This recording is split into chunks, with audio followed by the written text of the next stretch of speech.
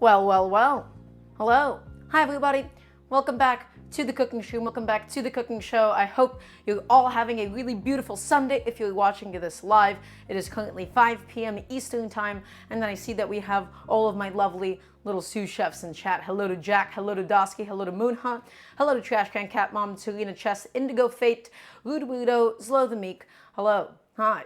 It's good to have all of you. Also, hello to Dakota as well. Welcome on in. It is I, in the flesh. Hello to Emikin, hello to Audio Murthy, hello to Son of Ra. Oh my goodness, we have so many people watching today. Hi, I missed all of you. So, it's Sunday. I know last stream I wasn't feeling a little too well and I just, kept it up as much as I could. I'm feeling a-okay today. I'm feeling quite peachy. I hope we will not have a repetition of what happened on Friday stream. I'm feeling excellent. I don't know what it was. Hello to Bald Squirrel as well. Welcome in. So do not worry about my health, everybody. Don't have to ask about it. I'm doing great. Thank you for asking about it, though. So welcome in, everybody. Hope you've all been having a nice, cozy, lovely little Sunday. I'm pretty excited about today's stream overall.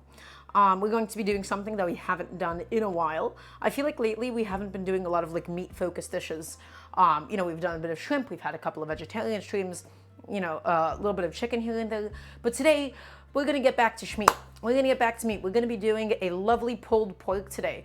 Basically, I looked at my fridge and I looked at some of the things that I had to get rid of. I still have some cilantro to get rid of. I had an onion to get rid of. I had some bell peppers. So I decided today we're going to be doing a really beautiful gochujang pulled pork rice bowl. We're going to be doing a gochujang pulled pork rice bowl. Typically, your rice bowls in Korean cooking, they would be something called bibimbap, right? But it would have a million different sides and a lot of different vegetable sides. This isn't exactly a bibimbap. It has some components that are similar. And this isn't particularly super authentic Korean food that we're doing. We're taking a lot of different Korean flavors and techniques and ideas and sort of, making it our own today. So this is not a very name-defined dish.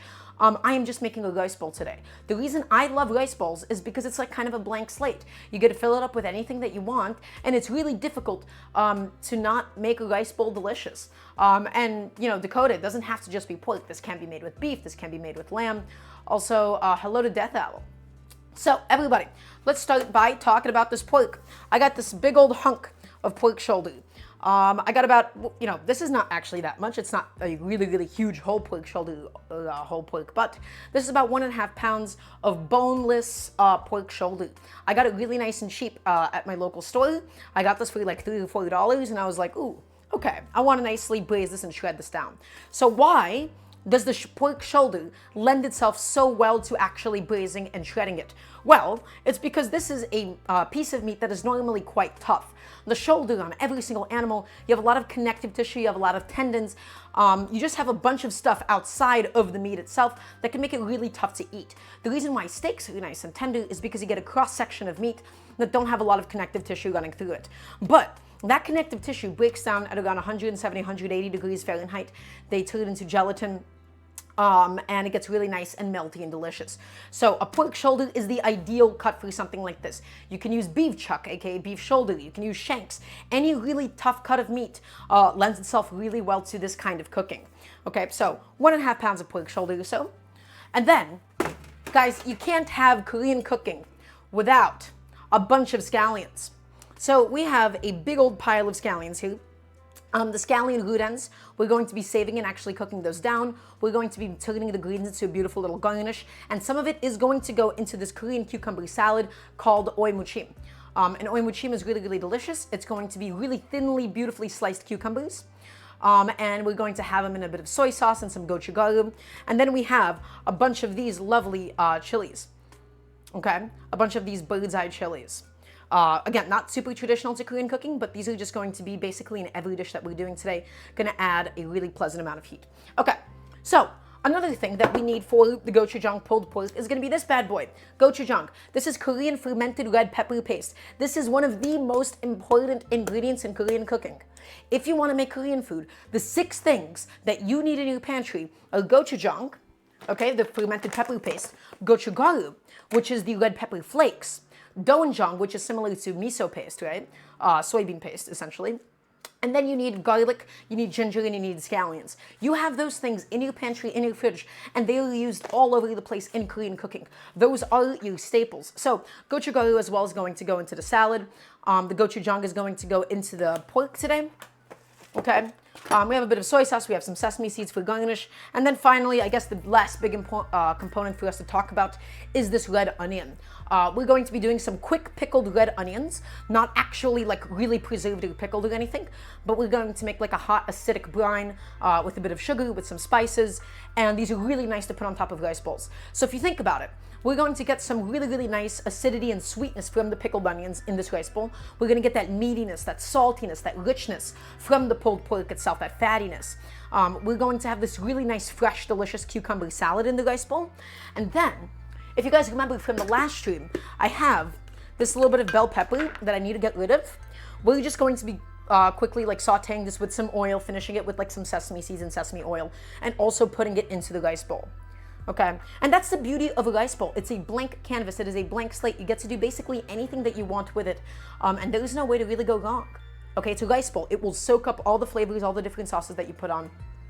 So, with that being said, that's going to be the recap. Does anybody have any questions before we begin? And if you are ready to begin, I want to hear a nice, resounding yes, chef, from everybody watching, please, and thank you. Also, hello to Liam. Welcome on in. Hello, hello. On here, nice, yes, chef. Perfect. Thank you. Also, everybody, before we begin, once again, if you would like to support the streams even further, you can please check out my Patreon. You can type in !Patreon in the chat. You can scroll down, go into my About section because groceries are expensive, and I would like to be able to do this full time one day. So please, please, please, if you can, sub on the Patreon. And with that being said, let's begin. Well, the first thing that we need to do today is to actually make the pulled pork. I'm going to be using my pressure cooker for the pulled pork. And we'll talk about the advantages and disadvantages of doing so. So, everybody, let's begin. We're going to start by heating up a little bit of oil in this pan, or rather, just heating up the pan by itself. Now, normally I say, oh, we can't heat up these pans empty.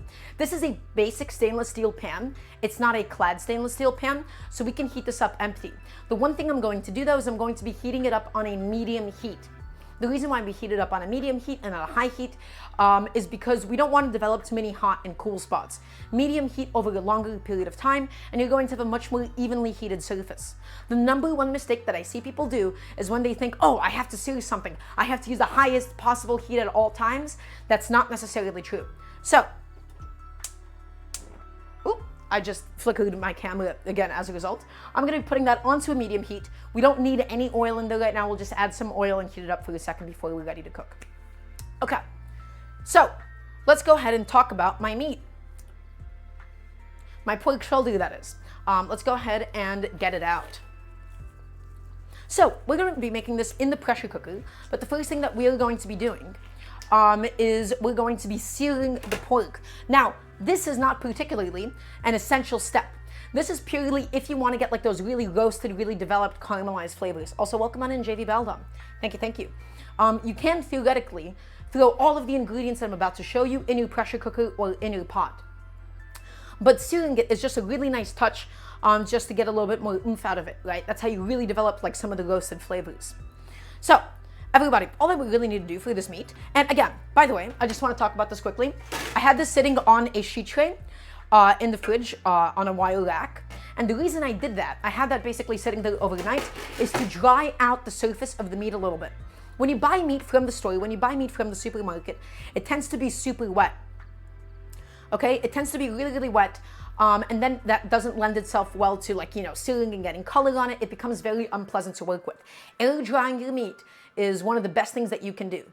Investing in like a sheet tray, or even just putting it on a plate. Just put it on a plate before you're ready to cook it, and keep it in the fridge for, you know, overnight or a couple of hours. So, here's another thing that we need to understand. How big or how small do we actually want to cut this? And there's advantages and disadvantages to this. Chat, I want to make sure that you're all listening. I want to hear the nice yes chef. Is everybody listening?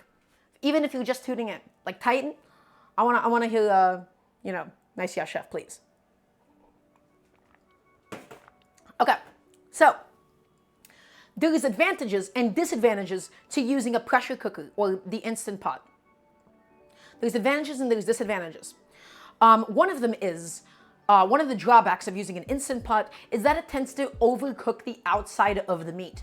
Generally speaking, in cooking, the higher the temperature of something, the quicker the outside cooks, but then the outside risks becoming overcooked by the time that the inside is done. You tend to develop a bit of a gray band. So in an Instant Pot, if you cut things into a bunch of little cubes, I need you to think about the surface area. You have a lot of surface area that way, but then you develop a lot more of those dry, overcooked bands. But if you cut them into small cubes, it cooks significantly faster in the pressure cooker. So we're going to be doing a bit of a compromise. We're only going to be taking this meat and we're going to cut it as cleanly in half as possible, just like so.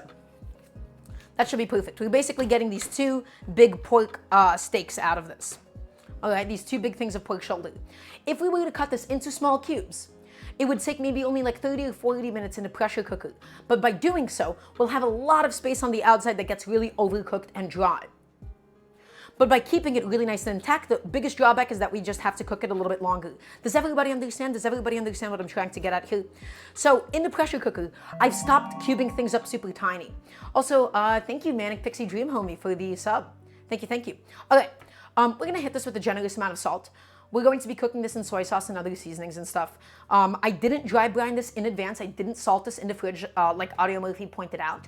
The reason I didn't do that was because it's going to be in a braise anyways. Dry brines aren't particularly important if you're going to cook it like a braise because the salt ends up leaching out anyhow. I find that dry brines more than anything are important if you're just cooking something like a steak. Okay, so in the meantime though, we do just need some salt on it, right? Because we can't cook without salt. We need a good amount of seasoning on it. Don't have to go too crazy with it. Get a nice big generous pinch of kosher salt on each of these chunks of pork shoulder. Lovely.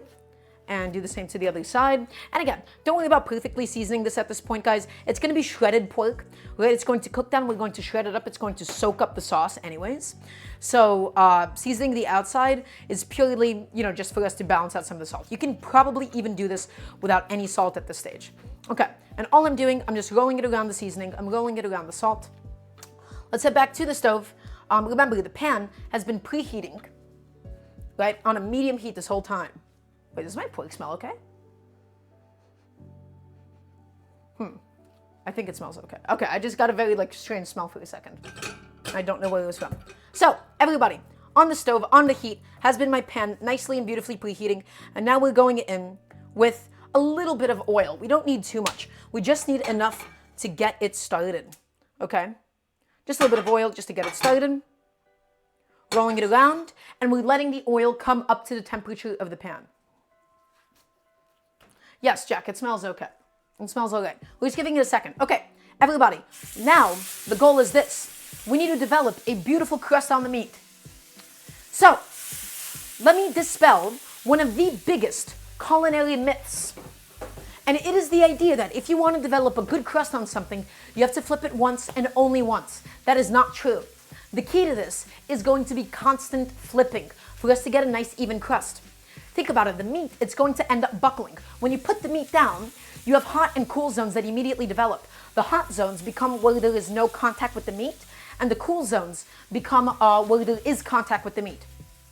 But in the beginning, we don't move it for the first 40 seconds or a minute or so to allow the meat to naturally unstick from the bottom. We give it 40 seconds to a minute on the first side, 40 seconds to a minute on the second side, make sure that the meat unsticks, and then we start constantly flipping it and constantly moving it.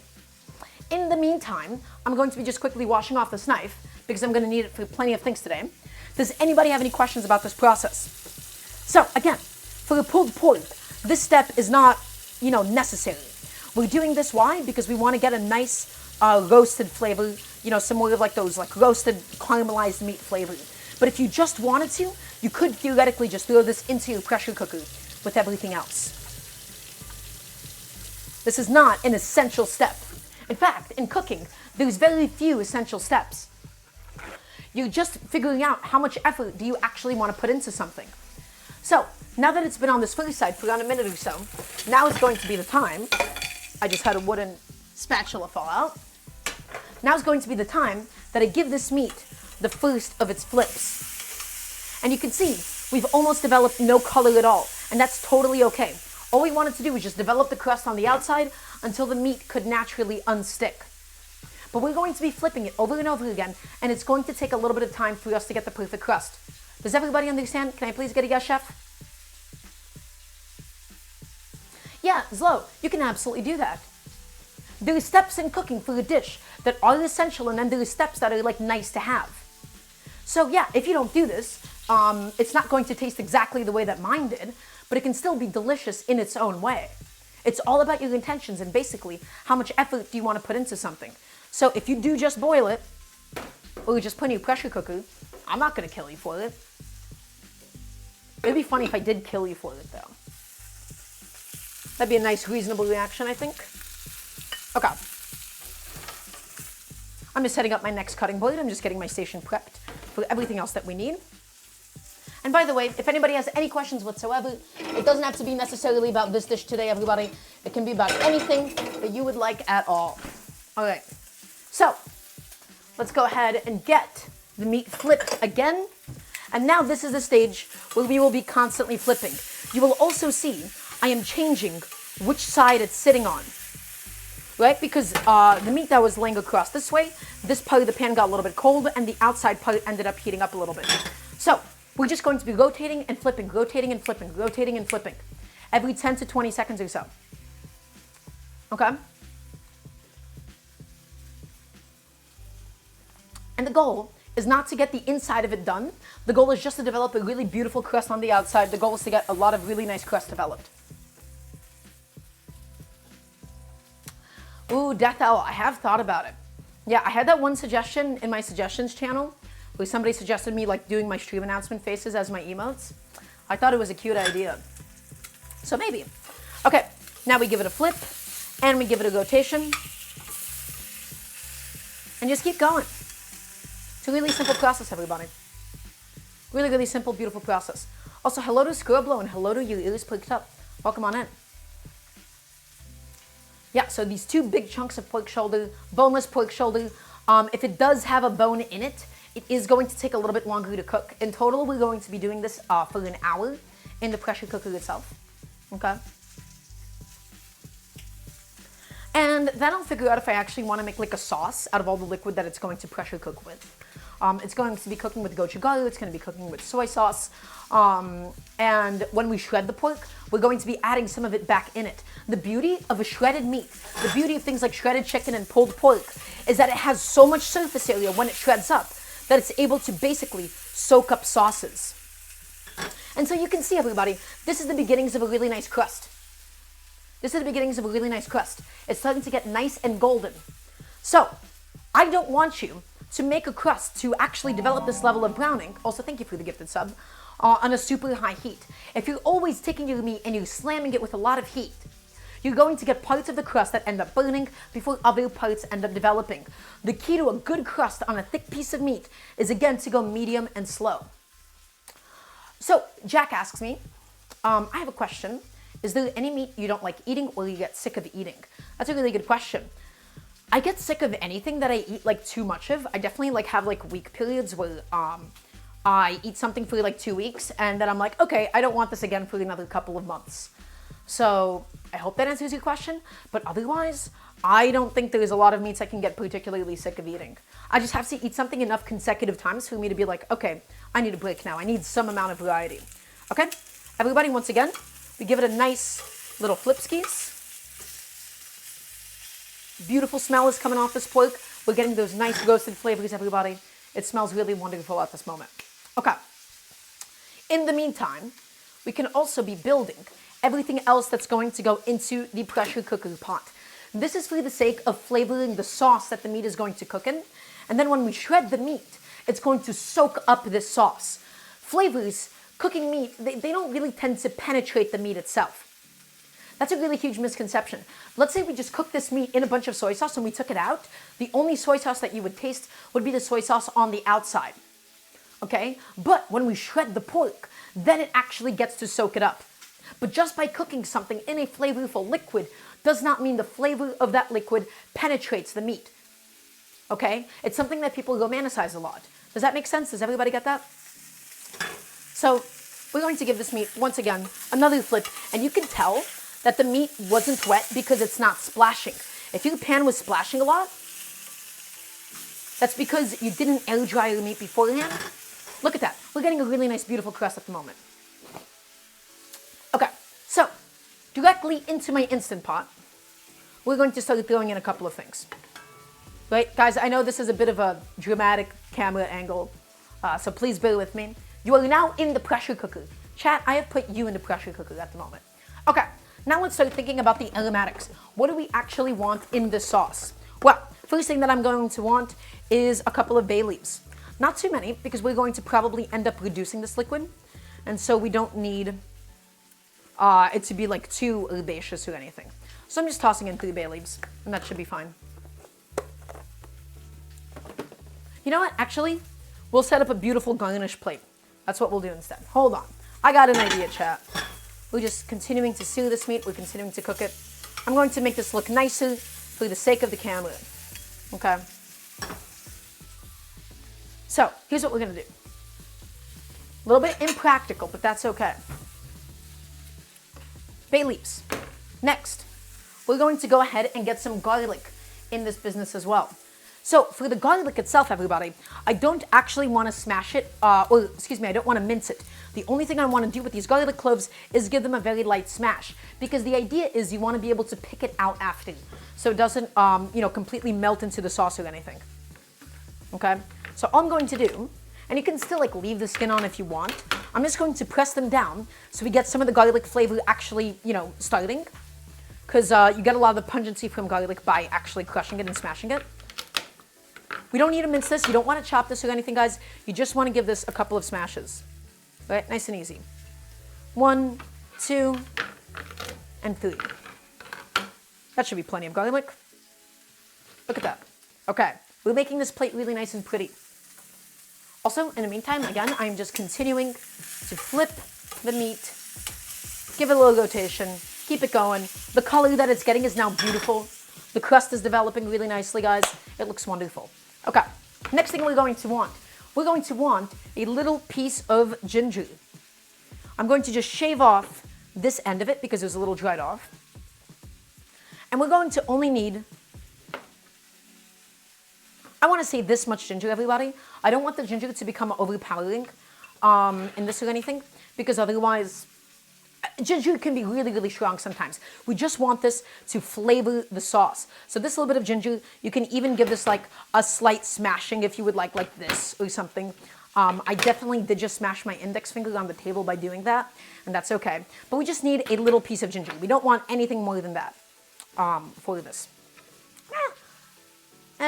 One more. I'm looking at it, I'm like, okay, fine. One more piece of ginger, and that should be okay. Again, we're intentionally keeping this whole so that we can easily take it out after. Okay, and I'm going to give the meat another flip. Everybody, the crust is almost done developing. Look at that, beautiful. Oh, chat, I want you to look at the pork. I want you to look at the meat. Look at the meat. Oh, wait, hello? Did my keyboard die? I think my keyboard died again. Look at the crust. Look at the beautiful crust. I'm going to plug in my keyboard, make sure it's charging. 1 second, everybody. I have a USB-C just for this intended purpose.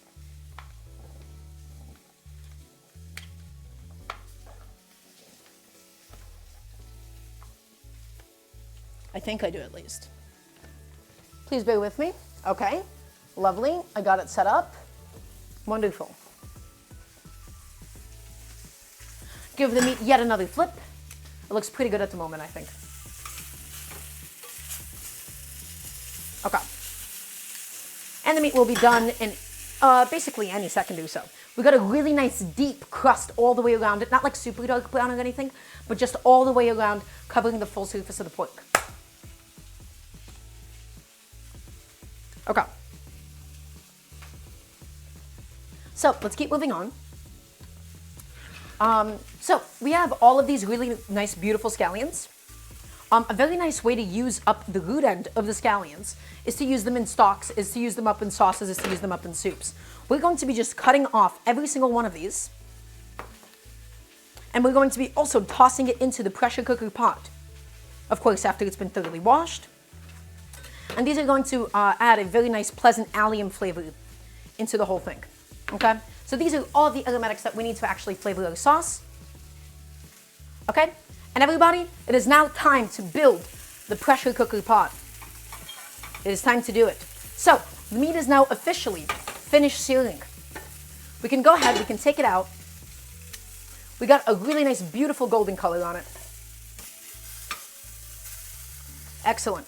And now, we can go in with everything else that we need for this today. So, my garlic, my ginger, my scallions, and my bay leaves. Okay, my scallion ends, my garlic cloves just smashed, my ginger, and my bay leaves. I'm keeping all of these pieces intentionally whole so that they don't end up, really dissolving into the sauce. I just want to get the flavor out of it and extract it into the cooking liquid, into the sauce. Next, we're going to need a nice, big, generous glug of dark soy sauce. Or 3 glugs. I don't know. We want a lot of soy sauce. I want a lot of nice, good quality dark soy sauce in this. Next component, everybody, it's going to be this. We have some gochujang here. We're going to just go ahead and spoon some in. I have whatever is actually just left in the container. I just want to use up my leftover gochujang for this. All right, so I don't know, I'm not really measuring this, by the way. I'm not being like super exact about this at the moment. And you don't really need to be. Again, guys, we're doing like a shredded pulled pork here. It doesn't have to be like perfect in terms of precise measurements. We can always adjust things after. For sweetness, for spice, for everything that we could possibly want. So, I don't know, maybe in total that's like a 1/4 cup of gochujang we're adding. I'm just gonna get another spoon to scrape it off. So, that's the gochujang for the gochujang pulled pork. That really, really delicious fermented red pepper paste that is essential to Korean food. You cannot have Korean food without gochujang. Or at least you can't have a lot of dishes without it. Okay, next, what do we need? We need, I feel like I'm forgetting some components. Oh yeah, we're going to do some gochujang as well. We're going to be doing some of the pepper flakes, not just the fermented pepper paste. So maybe like only half a tablespoon of that or so. Right, something like that. Half a tablespoon going in. Excellent. And then the rest of it is going to be some water, my friends. We need the water so that it can actually properly build up pressure and won't scorch on the bottom. And then afterwards, we may just end up reducing the liquid. The meat itself is going to release a lot of its own water naturally. Wait, Jake, what are you asking me? Chef, what does gochujang taste like? It tastes fermented, it tastes spicy, it tastes peppery. You know, a lot of Korean cooking uses like those super fermented ingredients, a lot of funkiness. Okay, and we're just adding in enough water where the meat is almost covered. I think we can do a little bit more liquid than that. And again, none of this has to be too precise or anything, everybody. We just want to make sure that the top and the bottom of the meat is going to cook evenly, and the pot is going to fill with more liquid because as the meat cooks, it's going to expel more of its liquid. It's going to expel more of its liquid, and then the whole thing is going to be nicely and beautifully covered. Okay, so I'm just going to grab this, I'm going to move this around, I'm going to dissolve in my gochujang, dissolve my soy sauce, and you can also add some sugar if you want. I might just add some sugar at the end when we do properly build the sauce itself. But I think at the moment, this should be totally okay. Okay, everybody, in this pot, we had some pork shoulder. We seared it, we got a beautiful color on it, so we get some of the roasted flavors. We added some dark soy sauce, we added some garlic, some scallion, and some bay leaves, some ginger. Which Pokemon would I like to eat? Probably a slowpoke tail, Jack. That is canonical. So all we're going to do now, I'm going to take this bad boy, and I'm going to put it in my pressure cooker for about an hour or so on high pressure, okay? And the smaller the pieces of pork are, the less time that you will end up needing. For these big chunks of pulled pork though, it's going to take about an hour. High pressure, setting it on now. Excellent. Does anybody have any questions for me in the meantime? Ooh, kitchen got a little bit smoky because of the, because we did pan-sear the pork just now. You can also pan-sear in your pressure cooker pot. although it's not entirely necessary. I don't love doing it. The pressure cooker pot is not like a very good quality metal, so I find that it doesn't evenly give me color on things. But if you wanted to, you could theoretically still use like the Instant Pot saute sitting on it. So is pressure cooking like that similar to a braise? Oh my God, Audio Murphy, did you get me the molcajete? Thank you. That's so sweet of you. Whoa. Thank you. Is pressure cooking like that similar to a braise? So yes, Ninjustin. Pressure cooking is essentially, you take the boiling temperature of water, and because you're in a high pressure setting, your water is able to boil at a higher temperature. It doesn't immediately evaporate. Normally, water, you can't actually have it be heated past 100 degrees Celsius, right? Because then it starts cooling and evaporating and becoming a gas. In a high pressure setting, the temperature of the water is higher, meaning you're able to essentially cook things faster and harder inside of a pressure cooker pot than you would in just a regular pot. Now that does come at a consequence. That does come at a consequence of you potentially overcooking the outside of something before the inside is done. The beauty of cooking something low and slow is that you get to gradually heat the whole thing through. Fluffy Coin says searing with the pressure cooker oftentimes isn't that much faster than heating up a skillet and doing it. Yes, absolutely. The only thing that it saves you is some dishes, but I much prefer just having a separate pan. That's what I found out over time. I don't use my pressure cooker for anything other than boiling and pressure cooking. I let it do what it does best, and I leave the sauteing function up to everything else. Does anybody have any questions for me? Okay, I will now just be quickly putting a couple of things away into the dishwasher. And now we have to move on also to my other components for today's rice bowl. All that we've done so far is we set the pressure cooker pot on. It's going, the pork is cooking. We have to make the pickled onions. We have to make the sauteed peppers. We have to do the cucumber salad. There's a lot to get done at the moment. So hopefully I've timed everything correctly. That is my one concern at the moment, if I were to have one. Just quickly putting a few things away really quickly, everybody. Please bear with me. We are cooking at home, so we have to clean as we go.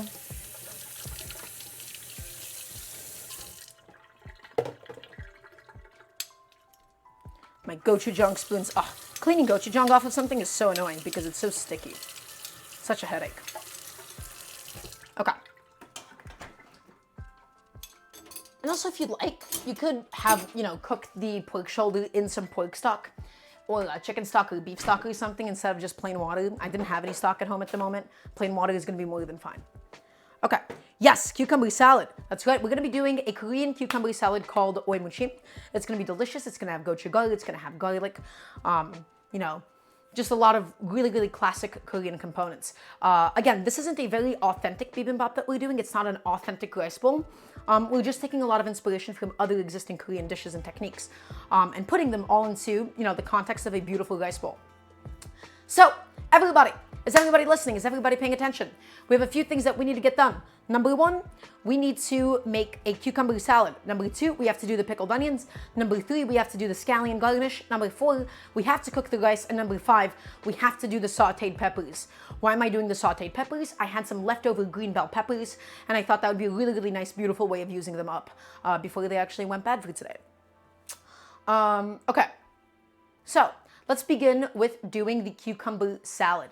The cucumber salad does have to be done a little bit in advance. The reason why we want to get the cucumber salad done in advance is because we need to salt the cucumbers and leach them of all of their excess liquid.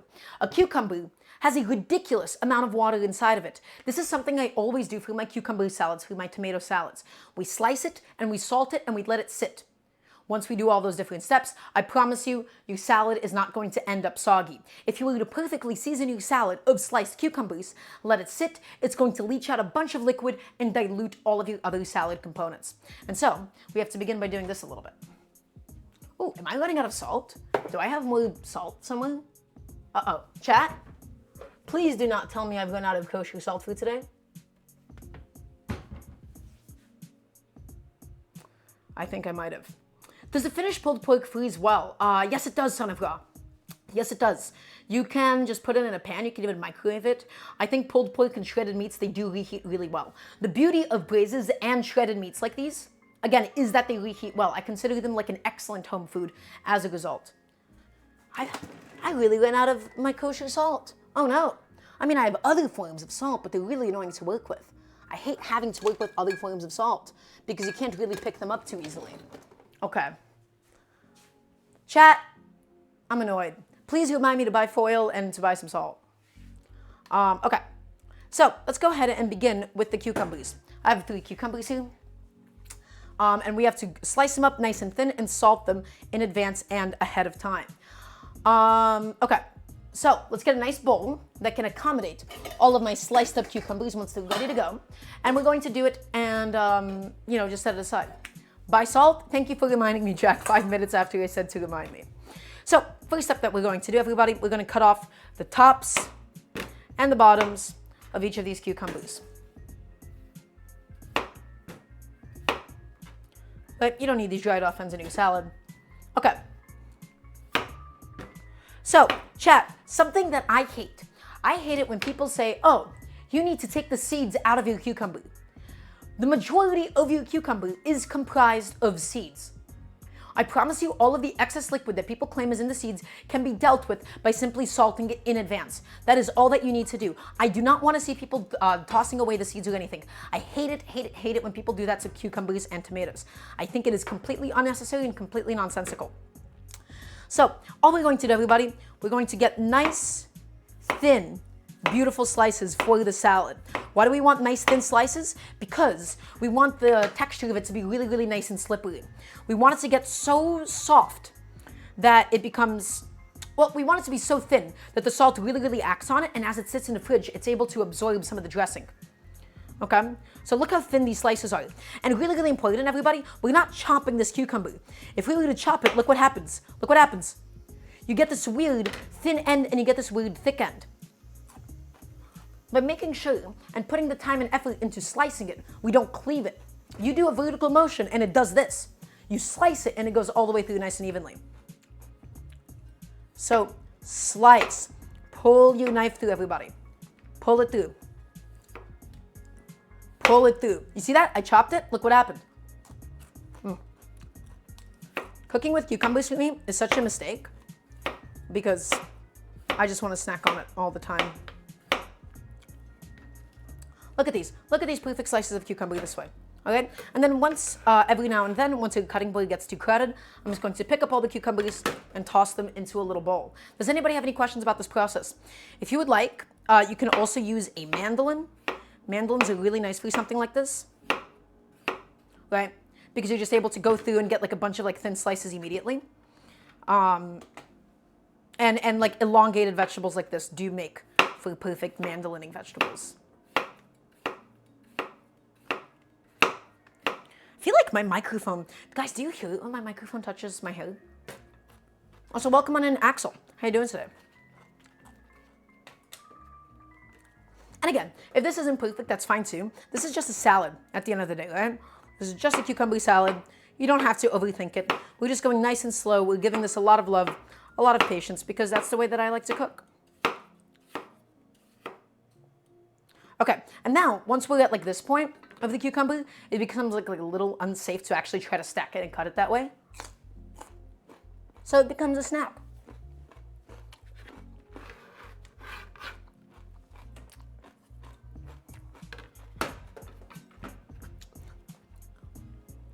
Well, Axel, I'm glad I can hopefully satiate, or maybe I can make you hungry even worse by just having you here with me. Also, hello to Bluish. Welcome on in. How'd you find the stream? So, once again, everybody, nice, thin slices. Pull your knife, pull your knife, pull your knife, pull your knife. Pull it, base to tip, pull it, and get beautiful, thin slices every single time. Okay? Take your time. You don't have to go fast. You don't always have to rush when you cook. Cook before you're hungry, everybody, and don't rush, and give these things the appropriate amount of time. My pressure cooker has now built up pressure, and once again, the pork is going for an hour at high heat. Well, I'm glad you're here. Welcome on in. Slice it, slice it, slice it. So, Bluish, welcome on in. This is a cooking show. If you have any cooking questions whatsoever about what we're doing today, you can also type in ! menu, but you can just ask me any cooking questions that you may have. I am here to help people cook at home. That's my entire goal. That's my entire mission. I want to teach people how to cook at home. So, Just going ahead and scooping it all in. It's lovely to have you. Okay. Just going through all of this. Oh, I am so sick of my cucumbers falling on the ground, I will say. This problem does get fixed with having a bigger cutting board, but they're basically little wheels.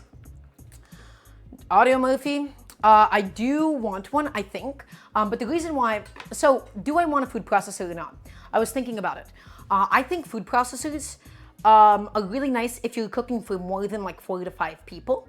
Otherwise, it doesn't scale with the amount of time that it takes to clean it, disassemble it, assemble it. I think that food processors, if you're just cooking for 1 or 2, which is what I'm doing because I live with just my mom, I don't think it's particularly necessary. Not for my kitchen, at least. I think food processors are a very important accessibility thing for a lot of people. But if I was like cooking in a professional setting, I think I would need one. Otherwise, especially in my New York City apartment kitchen, I have to be like really, really conservative with what I am choosing to buy and own, right? Because everything is just like a game of space. Okay, just going through all of this, everybody. We're almost done. And yeah, at this point, the cucumber, again, once we're at this stage, it just becomes a snack. Mm. Mm. Mm.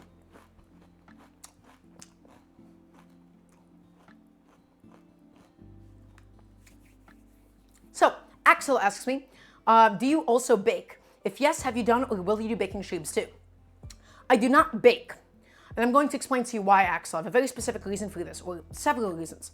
One of them is, in my regular diet, I don't tend to eat a lot of sugar as it is. I feel like we get sugar from a lot of different places whenever we go out to eat, from a lot of different food items. And, baking is basically all about sugar, right? All of the, world of pastry. The second reason why I don't like baking is because it's innately not ingredient focused, but it's very product focused. Because all of it is about taking the super refined ingredients, this all-purpose flour, the sugar that has just been basically, milled into nothing but sucrose that tastes nothing of its original thing, eggs that are used purely for texture, but you don't taste the eggs. All of baking to me is really, really ingredient, it's not ingredient focused. The only kind of baking I would want to do would be like really like nice quality artisanal bread baking, where I would like pick like a good quality flour. But in general, I don't love baking for those reasons. I hope that makes sense. Because everything to me is like, I love having nice produce to work with. And that's also like a normal question to ask me, by the way. It's just something I feel very strongly about. Okay, guys, the amount of times a cucumber has slipped off of my knife and gotten onto the ground, I am losing it. I'm losing my marbles at the moment. So let's do tip to base. Hopefully that'll make it a little bit better. Or maybe just give myself a little bit more space and we just cut over here instead. Listen, guys, food is going to stick to your knife sometimes, and it's always going to be a little bit annoying. Go as thick or thin as you want for the oi muchim. Once again, everybody, we're doing the oi muchim. We're currently doing the cucumbers for the cucumber salad. It makes for an excellent...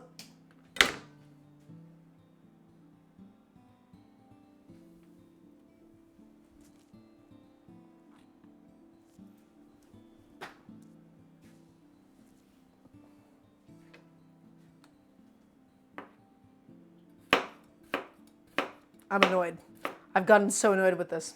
This would probably help if I had like a smaller knife that the cucumber wouldn't like, stick to this like super like wide chef's knife. Chat, I'm losing the chat. That was another cucumber that just hit the ground. I should have used a smaller knife and it would have been fine. It would have been fine if I did it, but it's fine. It's okay. It's chill. 14 cucumber slices. That's a lot of cucumber slices that, whoa, it almost happened and I saved it. Get back here. I'm not done with you yet. I'm annoyed. I'm sick of these cucumbers. Yes. So take this as a lesson. Don't chop cucumbers with a really, really big chef's knife because they stick. They have a lot of surface area to stick on. Use something like a petty knife. That'd be probably a little bit better. There's no way to really get them to stop. Sticking, that's fine. I'm sick of them. I'm done with it. Get back here. Okay. Guess what? We have a bowl of almost 3 chopped cucumbers, sliced nice and thin for the oi muchim, for the cucumber salad. What we're going to do now is we're going to take a generous amount of salt. We want slightly too much salt to cover these cucumbers. And the reason we want slightly too much salt is because we want it to leach out all of the excess liquid out of these cucumbers.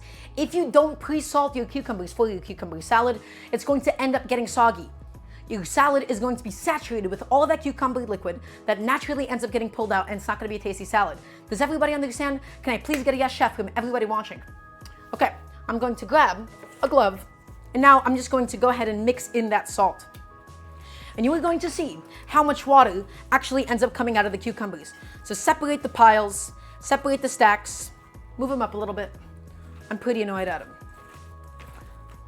I don't think I've ever had such an unenjoyable experience cutting cucumbers. That was one of them.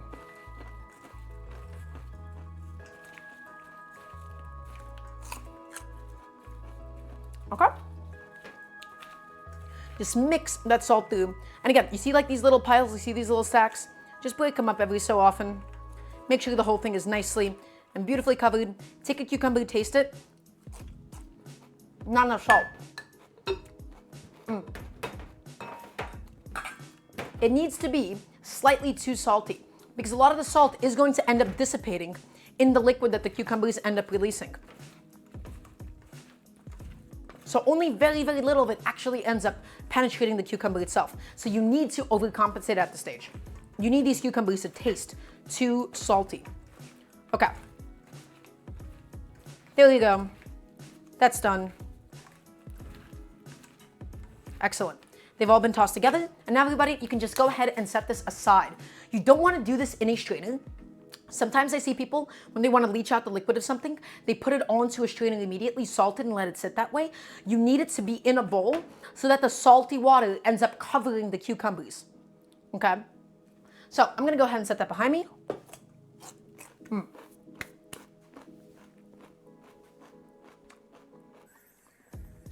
And we can move on.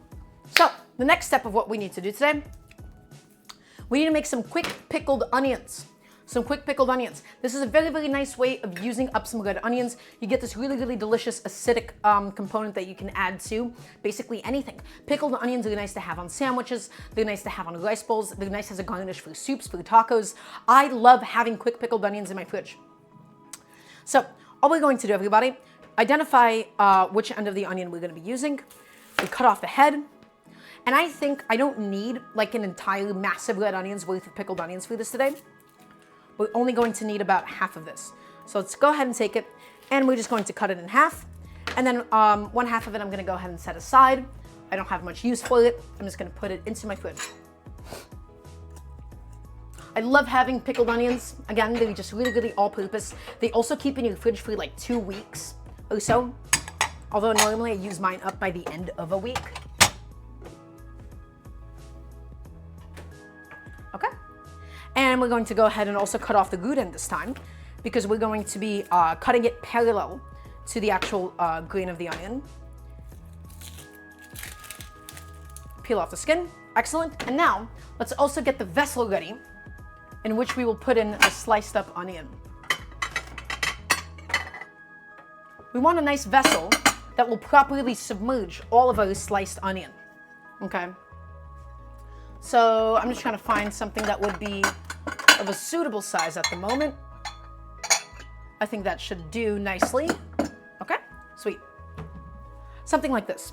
So the idea is we're going to be essentially pouring over this hot brine that we're doing, consisting of some vinegar and some water and some other seasonings. And so for that, all we need to do, everybody, we just need to get nice, thin slices. And we're not going this way. We're not getting rings of onion. We're going the other direction. I just find that the texture of it is better, but also you can do any size or any length that you like. But the thinner it is, the better it's actually going to penetrate and quick pickle the onion itself.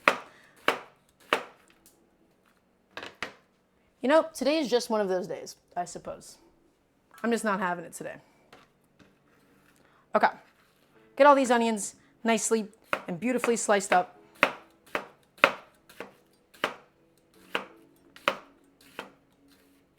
Okay, excellent.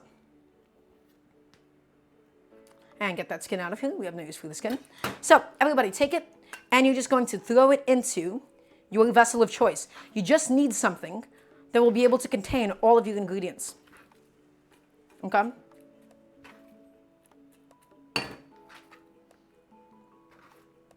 So all the good onions, all of them just going into this container. It's going to be a nice tight fit. That's totally okay. Something like this will be more than fine. Lovely. Okay, next, you can basically add anything that you want into your quick pickled onions. I'm also going to be adding in some chilies because I want like some really, really nice spicy pickled onions. Okay, and then it's also nice to get like a couple of bits of like quick pickled spicy chilies. So I have 4 of these bird's eye chilies. I'm going to cut off the ends of them. And then I'm going to keep the seeds inside intentionally because again, I'm trying to make this beautifully spicy. Okay, just cut those off. And then you can go as thin or as thick as you would like. On these things, I'm just cutting them on a slight angle. Just because they're a little bit prettier that way. But you don't want to have these like too small because the idea is you want to be able to pick out a chili whenever you would like. Right? You don't want to accidentally like get a chili in something when you didn't want it. So a bunch of these bird's eyes going in now. In fact, I actually think 3 bird's eyes is going to be more than enough for this today. These are pretty spicy, they're pretty hot. I don't want this to be like, you know, kind of overwhelmingly spicy. Okay, and I'm just going to grab my bench scraper and I'm going to just put it all over here. We don't really have to worry about mixing it in. I promise you the brine is going to take care of it fully. I'm not going to touch my face, Jack, I promise. I'm not going to do it today. If you would like, you can wear gloves when you're chopping up chilies to make your life a little bit easier and just to be on the safe side, but I'll be fine. Okay, let's go to the stove. I have this pan that's like still cooling down actively. I don't really need this pan. Let's go ahead and assemble my brine for the quick pickled onions. All we're going to need, everybody, we're going to need a 1-to-1 ratio. This is what I do. I do a 1-to-1 ratio of any type of vinegar that you would like. I'm just using plain white vinegar, plain white distilled vinegar to a cup of water. That's all that you need. So 1 cup of water, and it's not like an exact measurement. This is not an exact science. We're not actually doing like a full proper pickle. This is just a quick pickle. And for something that is just a quick pickle, these ratios don't matter too much. But if you're doing a real pickle, right, when you're canning or drying something, the acidity and the saltiness is really, really important. But roughly a 1-to-1 ratio will be perfectly fine. And we're going to bring it up to a boil. And we're also going to add in like half a tablespoon, as much sugar as you would like. You know, we can do a tablespoon or so just going inside of it now. Excellent. The more sugar you add, the sweeter it's going to be, obviously. And so why are we heating this up? We're heating this up because it helps for it to then penetrate the onion itself. If we were to just immediately pour this over when it was cold over the onions, first of all, the sugar wouldn't dissolve, which would be a problem. But then the onions themselves, they won't actually become quick pickled. They'll taste slightly acidic, but they'll be like way too crunchy still. The idea is we want these onions to become half cooked. Okay, let's continue to build the rest of the brine. While, you know, this little solution that we're building is heating up. We can also think about whatever other aromatics that you would like. You don't have to add anything else at this stage, but I always love doing a couple of bay leaves. Just again, for like that added level of herbaceousness. Just going in now. Does anybody have any questions about this process? Ah, come on, buddy. Ah, I can't seem to reach in there and get a good bay leaf. Okay, there we go. A couple of bay leaves. Chad, I'm not going to touch my face after cutting the chilies. I've never done such a thing. And then we're also going to do some black peppercorns.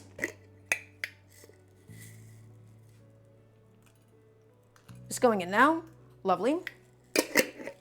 And then we're also going to crush up a couple of cloves of garlic. Again, we're not going to mince the garlic or anything. The reason we're not mincing it is because we just want it to be able to flavor everything else. You could also slice it if you want to get a thing of pickled garlic, although I don't think that's particularly necessary. So, clove of garlic, take it and smash it. Separate the skin from the rest of the clove. Beautiful. Okay? Take that, smash that down, just so that we can extract some of the garlic flavor. Ah, it's not really smashing today that well. Okay, there we go. That's 1 clove of garlic, and we'll do 1 more just for the additional flavor. You can add as much or as little as you like. Remember, this is not a very specific ratio. This is not very scientific at the moment. We're just thinking of different ways that we want to incorporate flavor into the pickled onions. So there you go. Look at this beautiful collection. We have bay leaves, we have black peppercorns, we have the red onions, and then we have some bird's eye chilies. On my stove is a cup of vinegar to a cup of water with a little bit of sugar just to help sweeten up the whole thing. And then I'm just going to make sure that I have a lid that will fit through this. Just make sure that that's ready to go for when we need it. Nope, that lid is too small.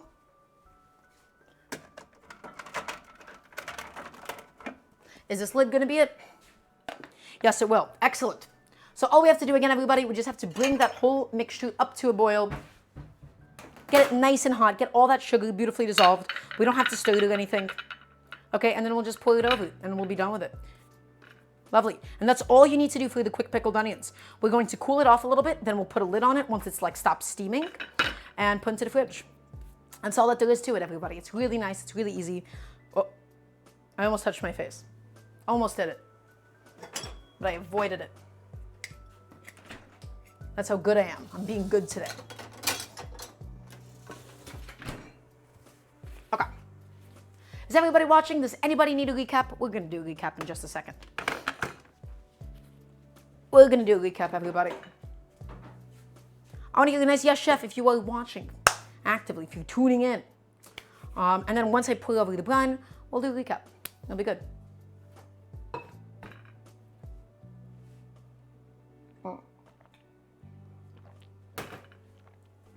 Okay, this is about done. I'm just taking a chopstick. You can take whatever vessel that you want. I'm just stirring up the sugar and making sure that it's fully dissolving. Lovely.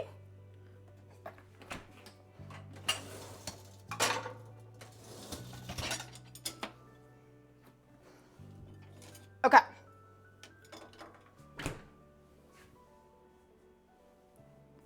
A little bit of a slow stream, Jack, but that's okay. That's fine. We're chilling. Okay. And we can now properly go on over to the stove. So take a look, everybody. This brine, it's about to finish coming up to a boil. We're getting all the sugar, all the vinegar dissolved. You do want this at a boil. You want this to be nice and hot so that this properly softens up the onion and also lets everything penetrate. If you were just to put cold water and cold vinegar, it's not really going to do that much. This is not a proper pickle. This is a quick pickle. Right? It's just a very, very popular, really chefy technique that a lot of people love employing.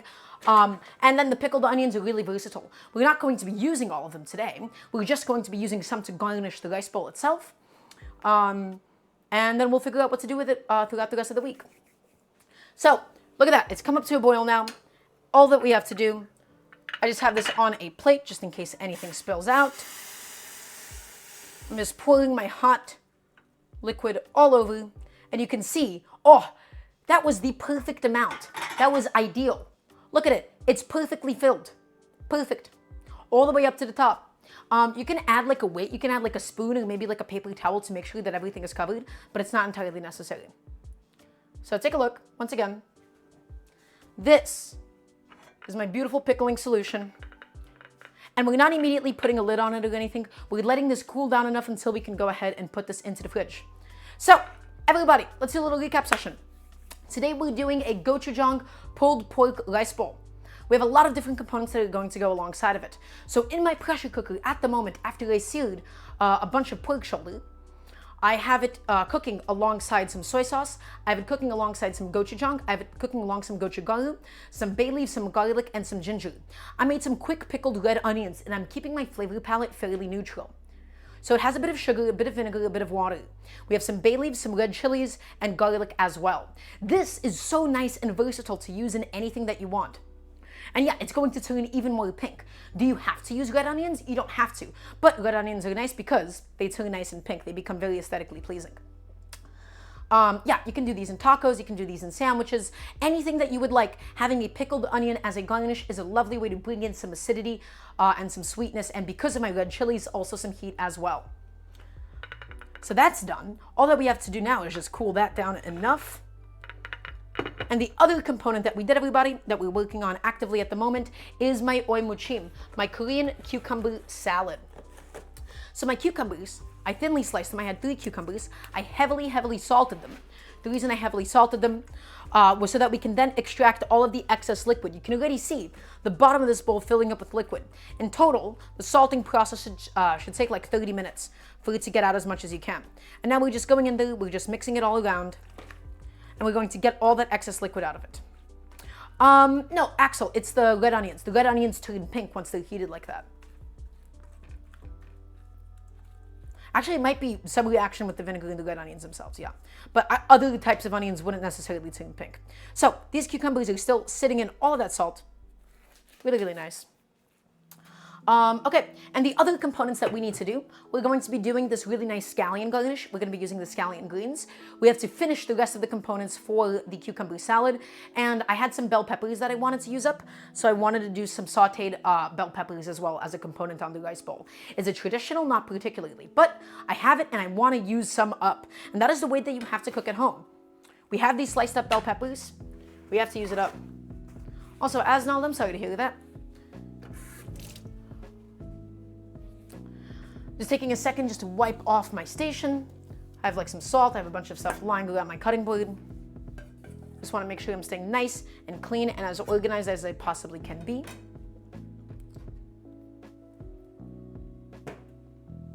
Okay, excellent. And I'm just going to toss out everything that is currently sitting in my waste bowl. So, let's continue.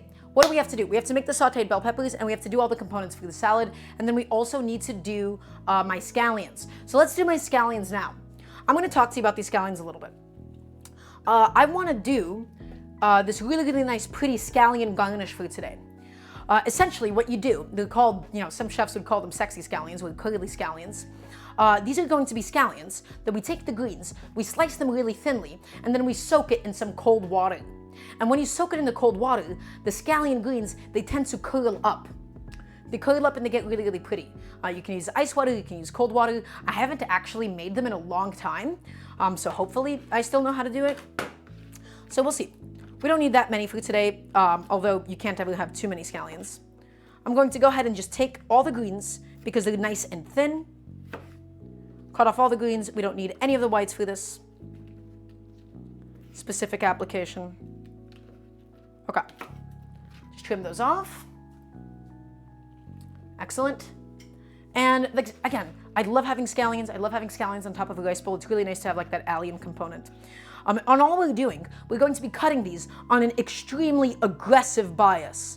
We're basically cutting parallel to the actual green onion itself. Well, not completely parallel, but look at this. You can already see they naturally start to curl up like this. And the idea is you want to go really thin. You want to go super thin, everybody. Okay? We might actually do some more green onions in that, but we'll see how we feel in a sec. So we're just going through and we're slicing all of it up. I'm curious to see how it's going to go. A little bit tricky, a little bit finicky. It's a little bit clunky to use this big of a knife for this task, but that's okay. So the idea is, again, you just want to get like these curls. You want to get like these super thin shreds of scallion. All right?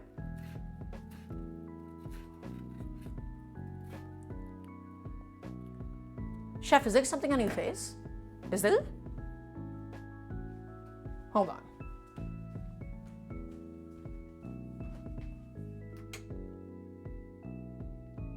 Jack, I don't think there is. I don't know what you're talking about, Jack.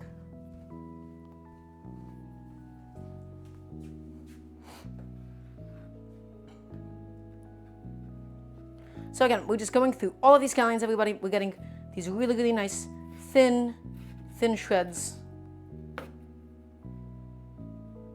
Oh.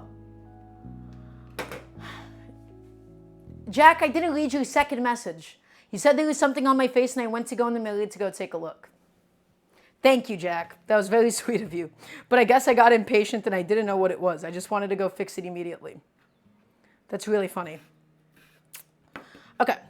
We're just going through all of this and we're getting this nice and thin. Thank you, Jack. That was really funny, though. Welcome on in, Windows BSOD. Hello, hello. Lovely to have you. Really, really thin, everybody. Super thin. As thin as you humanly and reasonably can get them.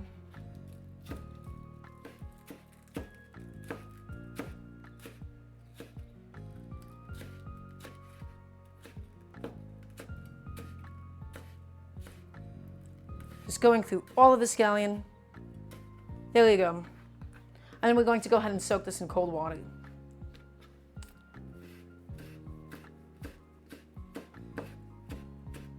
Yeah, Jack, unbelievable. Can't believe this. The audacity.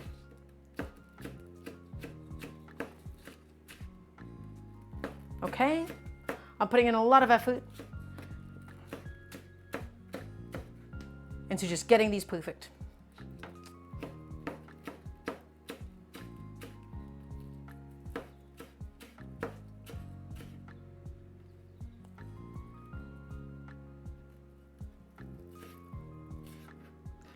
Okay, and I think that should be okay.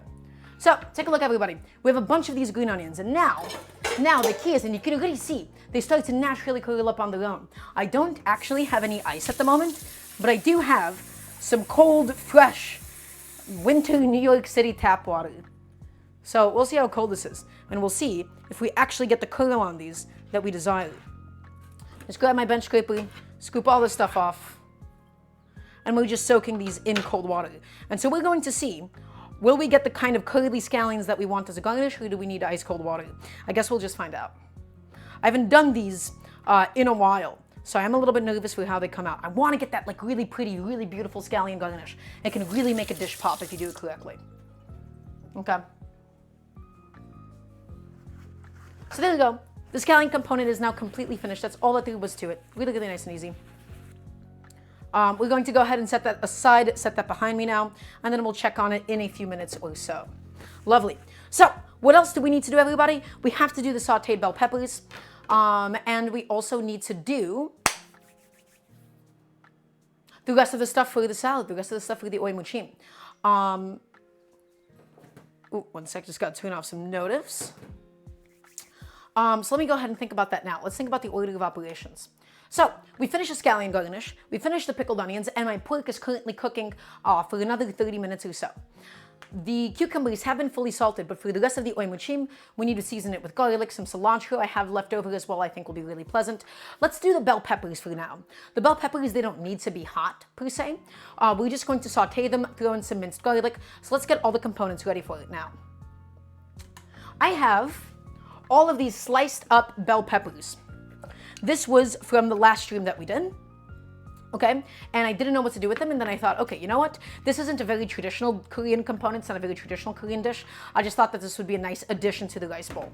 So, I'm going to chop up some regular spicy chilies, some of these red chilies that I have right here. I'm going to do about 3 of these chilies. Just cut off the heads once again. And then I'm going to cut them up really, really thin, down the whole length of the chili. Okay, it's going to be this really, really nice spicy topping for the rice bowl today.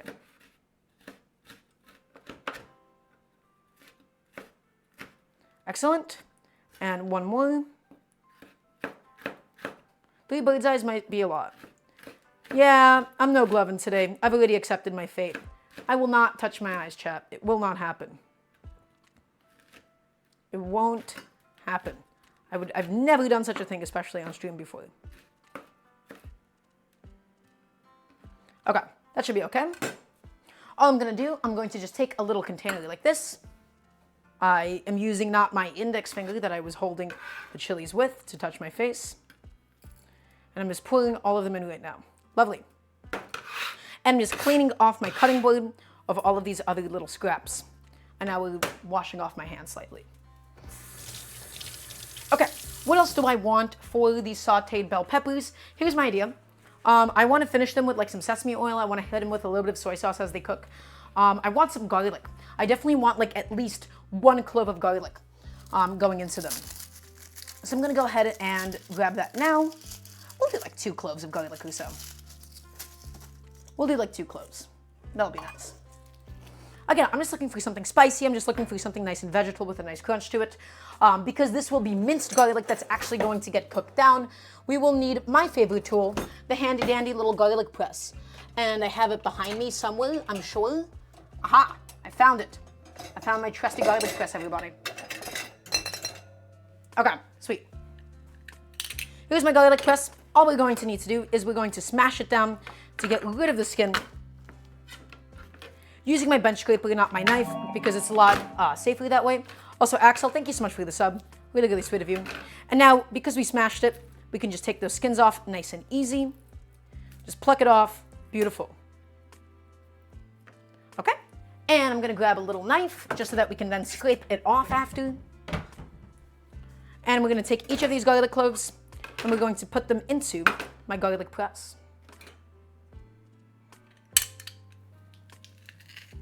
One. And, ooh, get in there, buddy. Come on. Shove it all in. Ah! Come back. Thank you. Hey, why is this one being so stubborn today? It just does not want to go in. It doesn't want to get pressed. Do you know how much of an honor it is to get pressed by me? To be made into minced garlic? Who does he think I am? And we're going to take a little knife and just scrape all that off. Lovely. So that's the garlic, that's the chilies, that's the bell pepper that we'll need. I think we can just begin sauteing this. Let's head back on over to the stove. I'm going to be using a little nonstick pan for this because that's kind of all I really have left at the moment at my disposal. I'm going to take it and I'm going to put it onto the heat. And we'll throw in a little bit of peanut oil. I would recommend using any kind of like neutral oil for this because I don't really want anything too flavorful. You can also just do some butter. I think that would also be pleasant. A Little Taco says, I can't trust people that get chili in their eyes. Either they're absent-minded or don't wash their hands. Here's the thing. Even with washing your hands, Taco, even with washing your hands, the capsaicin is very difficult to remove. It really, really, really sticks to your hands just that badly. It is super difficult to actually get it to wash off. It's very sticky. You will need to actually scrub under your fingernails and everything. Like you're doing a surgical scrub almost. So I will disagree with you on that in that regard. I don't actually think it's as much carelessness as you would be suggesting to me. Okay. So let's also think about the other seasonings that I want actually going into my, into my sauteed peppers. I want a little bit of gochujang. I want a splash of soy sauce as well. We can also just measure that out now. Chef, is there a particular reason you're using that type of oil? The reason I'm using peanut oil for this is because it does withstand some high temperature cooking. A lot of the tasty oils, things like olive oil, they're not really contextually used a lot in Korean cooking. If you have an animal fat, if you have some pork fat, I think that would be ideal for something like this.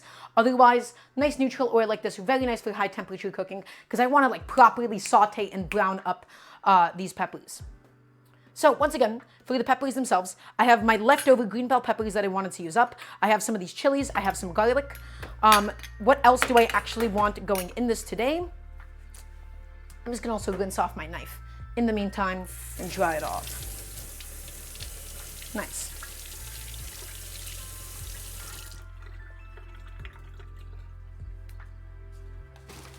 What else do I want in this? I think a little bit of gochujang would be very nice. And then we're going to finish it. You know what? No, not everything needs gochujang today. We're just going to finish it with sesame oil afterwards. And we don't cook with the sesame oil because that's a seasoning oil.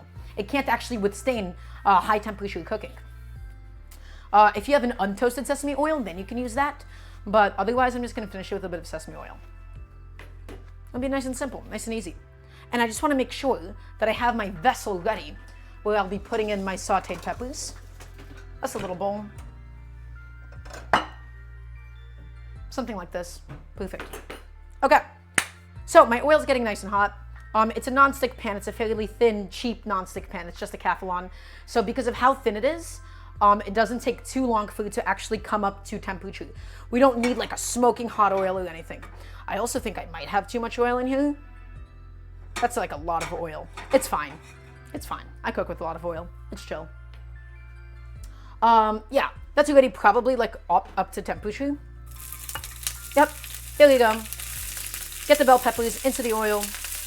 And they're going to splash a little bit because they were already pre-sliced. These are the leftovers from the previous stream that I did. If you were to freshly slice these, they wouldn't expel as much liquid. This is the reason why I don't love slicing things like peppers in advance. The longer your sliced vegetables sit in the fridge, the more water and the wetter they end up getting. Having it freshly sliced, it'll splash a little bit less.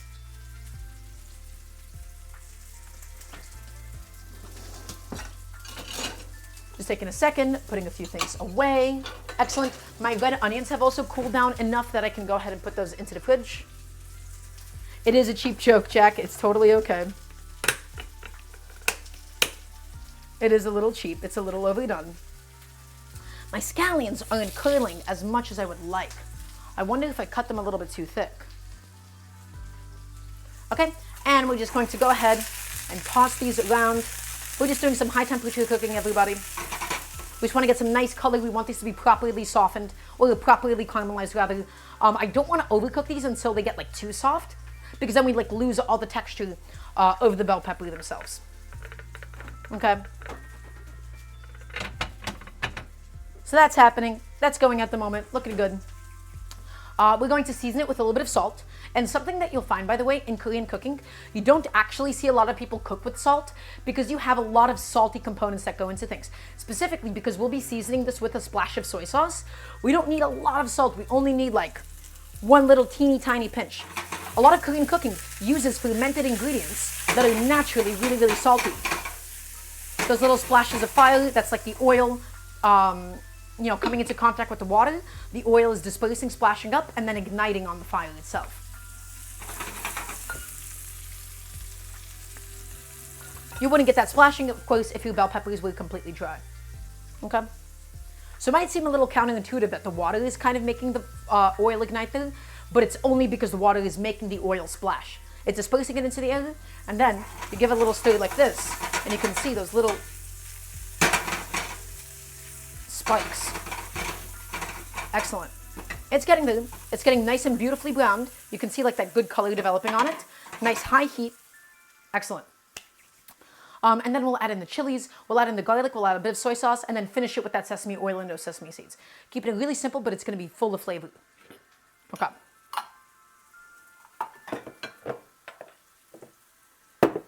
And then we will finish up the salad, and we can move on with everything else. Yeah, my scallions aren't as curly as I would like them to be. That's kind of annoying. I think I did need some ice cubes in there. Not sure why the ice cubes make them curl up like that, but we'll see. Once again, just moving it, flipping it along, making sure that one side isn't burning too much. I take my spoon to just distribute it nice and evenly again. Excellent.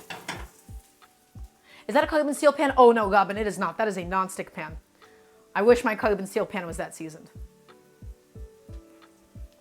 If it was a carbon steel pan, I wouldn't be able to just, pick it up and move it along like that.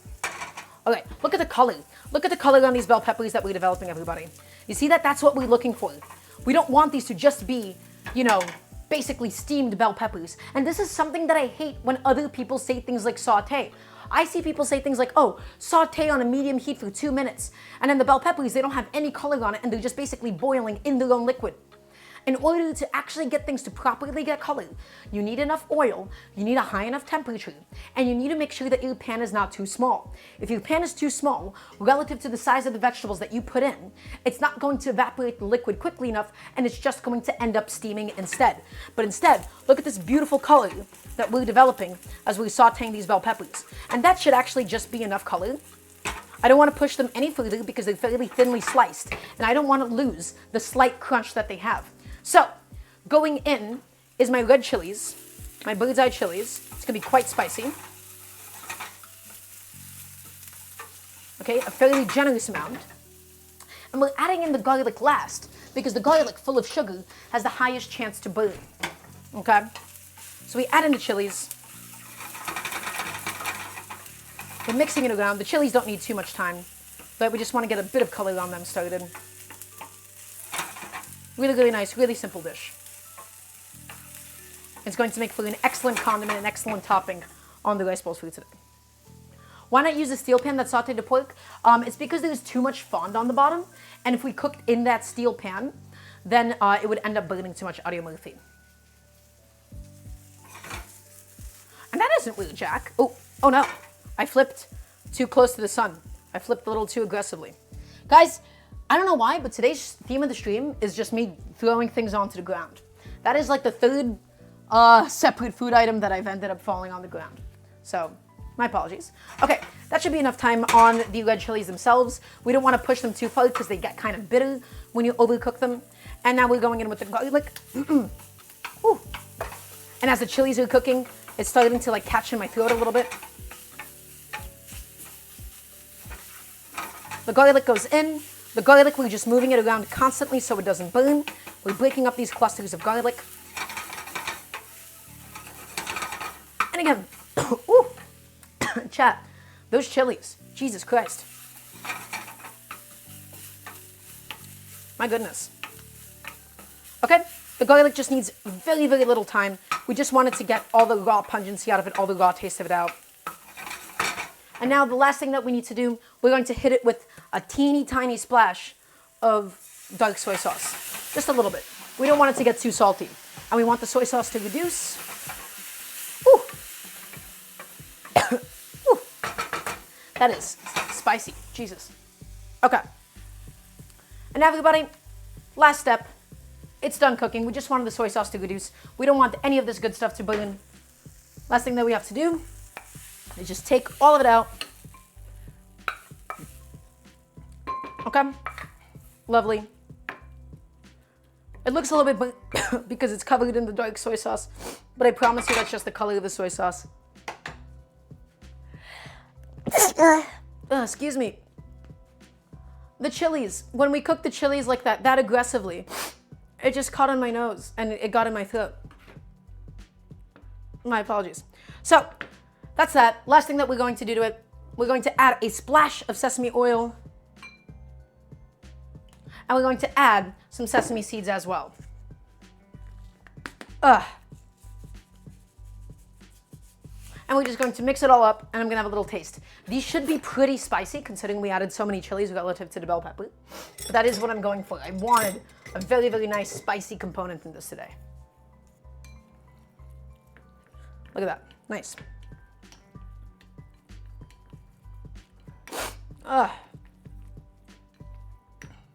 So mix it up, get all that incorporated. I'm gonna have a little taste. I have a feeling it'll be really, really spicy.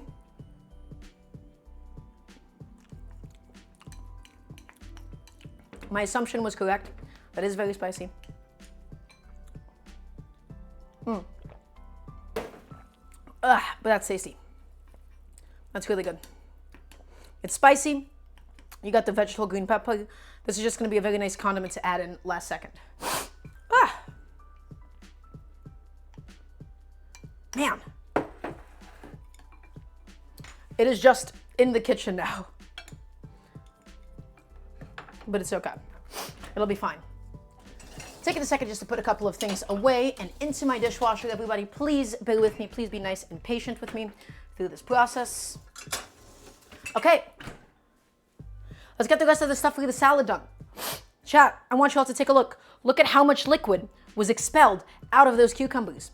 So all I'm going to do now is I'm going to grab a metal strainer, like so, okay? And I'm going to be dumping this out into the sink. And all of that excess liquid is just going to strain out into the bowl. It's now just going to sit over the bowl like this. Oh my gosh. Guys, I am so sorry. I'm so distracted by this. So, the cucumbers have been salted. We already dumped out most of the liquid into the sink. And now we just want to get rid of the rest of that liquid. Okay, it's not going to go into the salad for today. Put that behind us yet again. My goodness. All right, what do we actually want to go into the salad itself? Really good question. Thank you for asking. We have a bunch of these scallions. Oh, guys.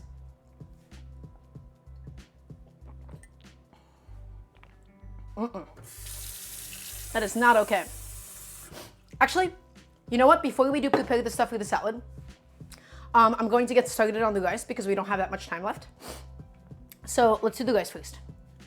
Sorry for being so all over the place. That really just threw me off for a sec. So, saucepan. I'm going to be using some jasmine rice because I have this little sack of jasmine rice that I need to use up. I don't have any milk left at the moment. I'm going to be using up the rest of this bag of jasmine rice, everybody. And I'm going to be taking a second to wash up the rice. This would be a really good time to ask me some questions while I'm doing so. We're going to wash off all the excess starch so it's not as gloopy when we cook it down. Okay? And then I'm going to show you how to make the perfect thing of rice for this rice bowl today.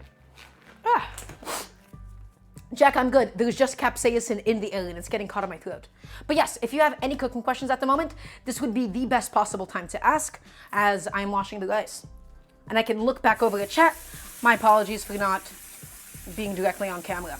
I'm washing out all of the excess starch, agitating it with my fingers, and running it until the water is clear. It's going to take about 8 or 7 passes all the way through.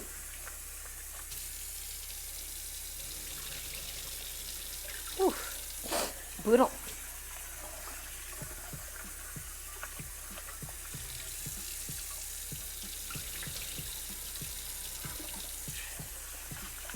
Cleaning all of it up.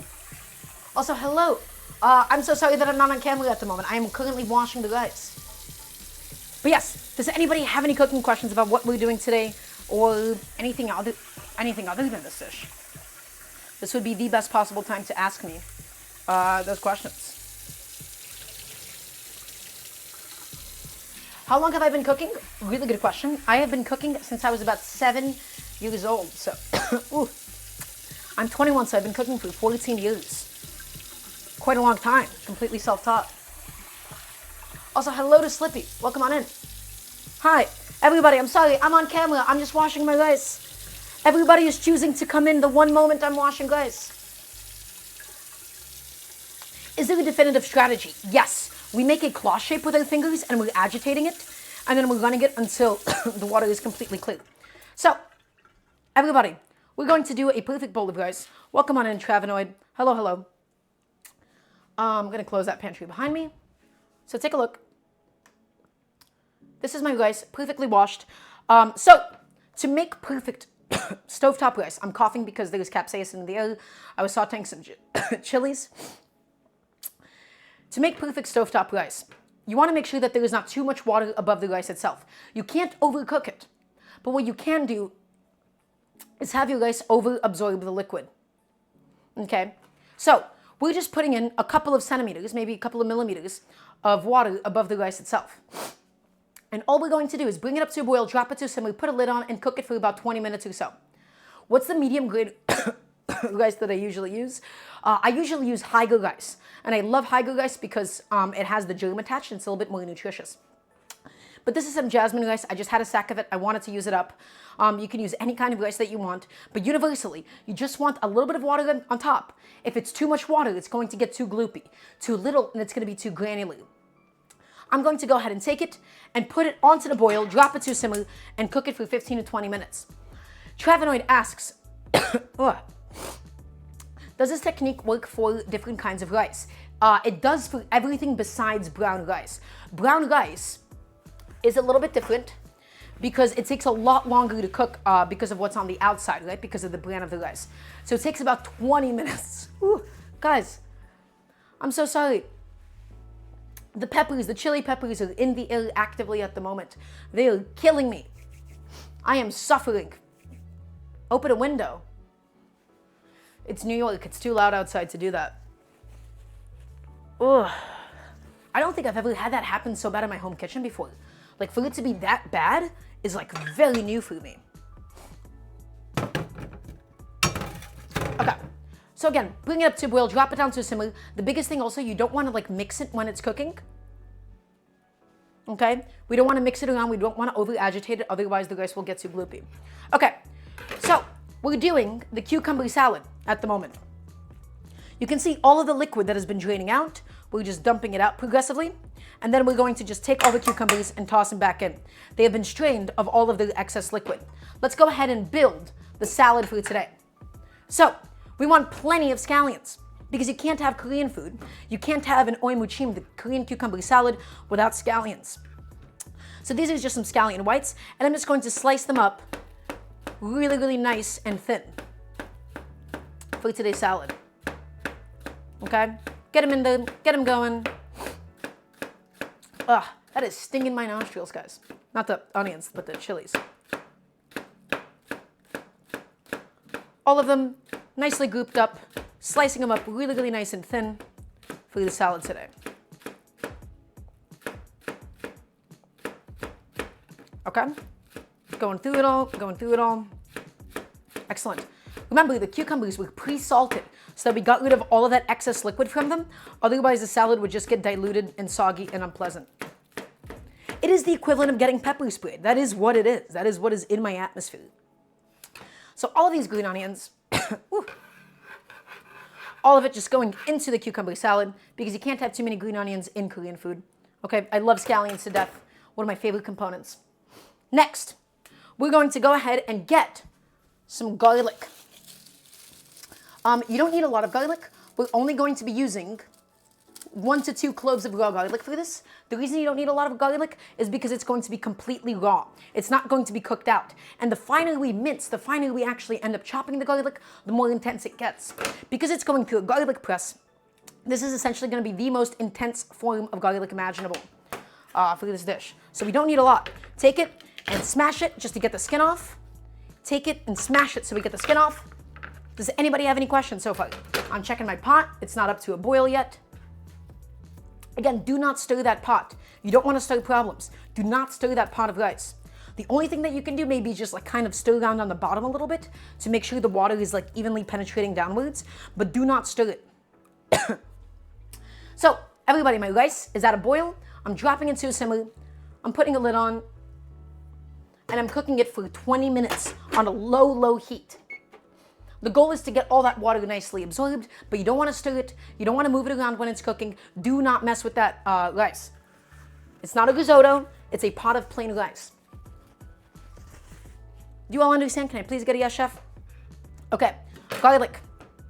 We're just going to mince it using a garlic press, and it's going to go directly into the salad with the salted cucumbers. Ugh. I haven't done a risotto on stream yet. I like risotto, but I don't think risotto is like amazing home food because it doesn't reheat well. But I do think it's tastier than restaurants in a home setting because you're able to give it a lot of attention that way. Okay. There we go. That's my 2 cloves of garlic. I'm going to go ahead and run some water over this and get all of the garlic out of the holes of the garlic press. Excellent. That's all done. Okay, that's my garlic, that's my green onions. What else do we want? I have some leftover cilantro. This isn't particularly traditional in an muchim, in the Korean cucumber salad, but because I have it, it's a really nice way to get rid of some leftover cilantro. Taking some inspiration from like the Chinese cucumber salads in this case. Again, not completely authentic, but we're just using what we have. Robin asks, what did you dice in the salad? We have some cloves of garlic and then some green onions. Okay, so all we have to do, everybody, we're going to take the stems off the cilantro because the stems can be pretty fibrous when they're raw. It's a fairly unpleasant texture. Hello, Ma and Eva. Hello, hello. Welcome on in. We're taking the cilantro off the stems. Again, you don't have to do this if you don't want to. It's just because I don't love the texture of them. The cilantro is at the end of its lifespan at this point. I just want to get rid of it. This is a nice way to do so. And then everybody, we'll do a recap session. Is that clear? We'll do a recap session once we're done doing the salad. We're doing gochujang pulled pork rice bowls today. It'll be really, really delicious. I'm pretty excited to see how all of it comes out. So, going through all this. And again, it's fine if you have like some stems left over. It's like totally okay. Just pile it up, get it done, go through it all, do what you gotta do. Excellent. But yeah, again, this isn't particularly traditional to have cilantro in an muchim, in a Korean cucumber salad. I'm only adding this because, hey, you know what? It's my kitchen, and I have some leftovers that I want to use up. That's the best way to make authentic food. It's to make food that is authentic to your home kitchen. Instead of going out and buying a bunch of things that you won't use and let them go bad, add things as needed, you know?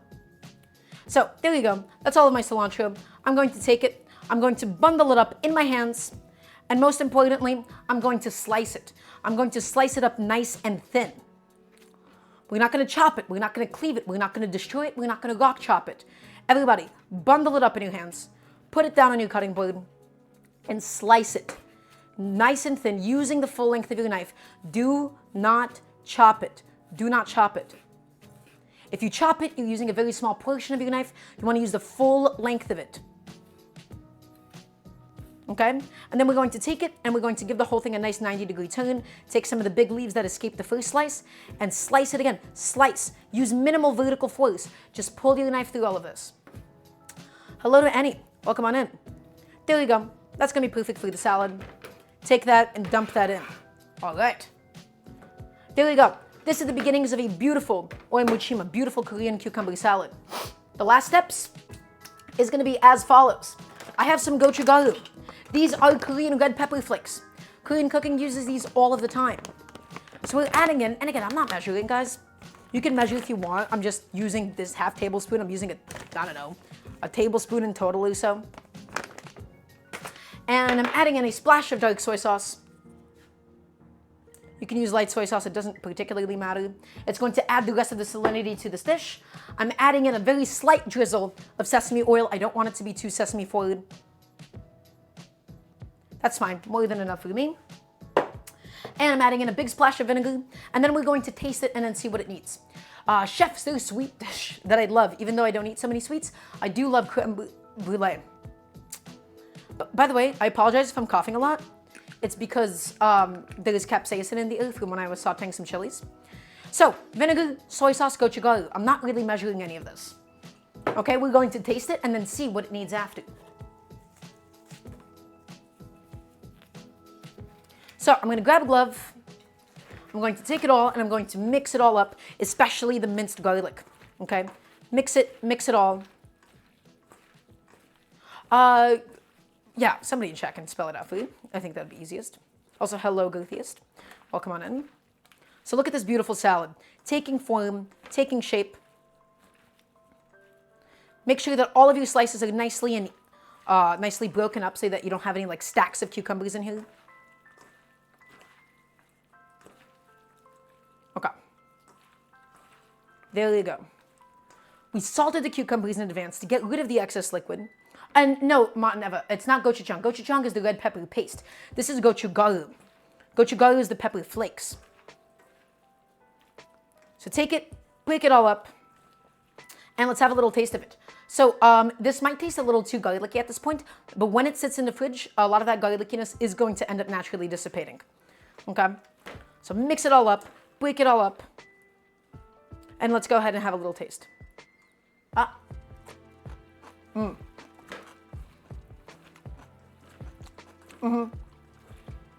To me, that's perfect. It doesn't need anything else. The exact ratio of how much acidity you want, how much saltiness do you want, how much sesame oil, all of that is completely up to you. The one component that I did end up neglecting is some sesame seeds. Also, yes, Korean dishes do use a lot of ginger. Just not these, not the ones I'm doing today.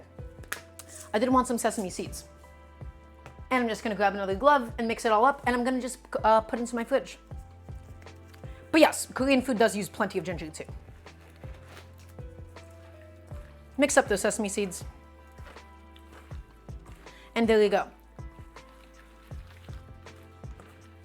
So chat, I'm gonna take a second to quickly clean up my station, and then we're going to do a recap session. Is everybody ready for a recap? I wanna hear a nice resounding yes chef from everybody watching, even if you're just now tuning in, even if you don't talk a lot in chat. I wanna hear yes chef right now. And then we'll do a recap. It'll be good. Ooh, that's my pressure cooker saying it's done. I'm gonna release the pressure. I'm just putting a couple of things away while I have a second to do so. I just saw a no chef. Can't believe it. Taza, thank you for the reminder to hydrate. I have my cup of water behind me.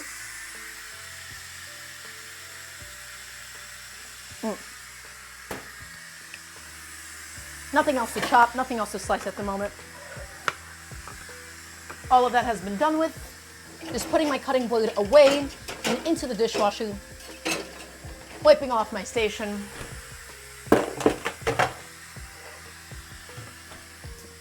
Just making sure that my table behind me isn't completely cluttered into oblivion. Really, really important to do this as you cook in a home setting, okay? You don't want to ever develop too much mess.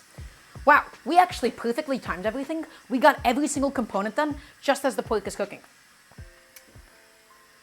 Everybody, today we're doing gochujang pulled pork rice bowls.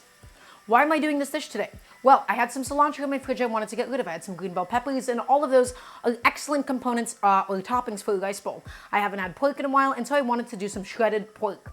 In my pressure cooker, which we just released, which I'll just show off to you in a second, I seared some pork shoulder, boneless pork shoulder, and then we put it into a pressure cooker pot with soy sauce, with a splash of vinegar, with some bay leaves, some garlic, some ginger, okay, and some gochujang. So it's salty, it's a little bit acidic, it's quite spicy in there, and then we're going to take that, we're going to reduce it and make a sauce.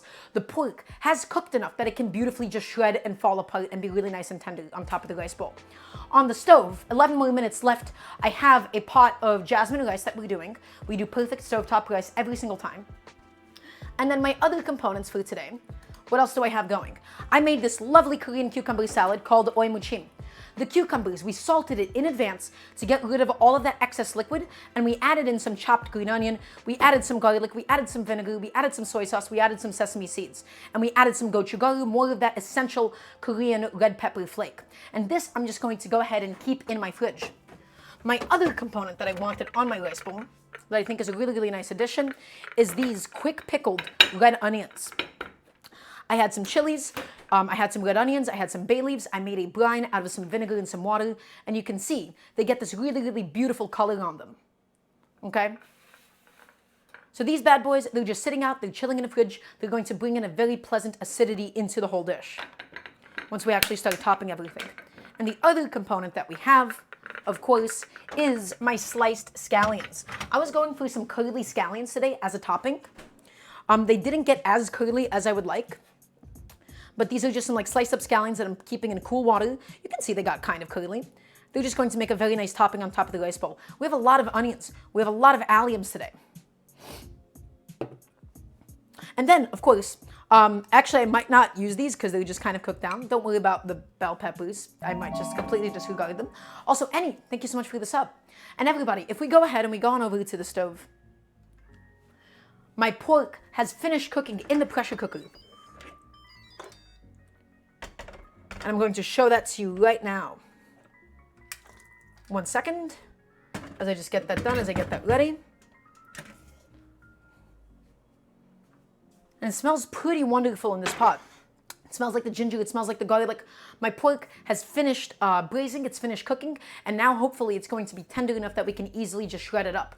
The rest of the liquid that is in that pot at the moment, I want to boil that down and make a really, really beautiful sauce out of it.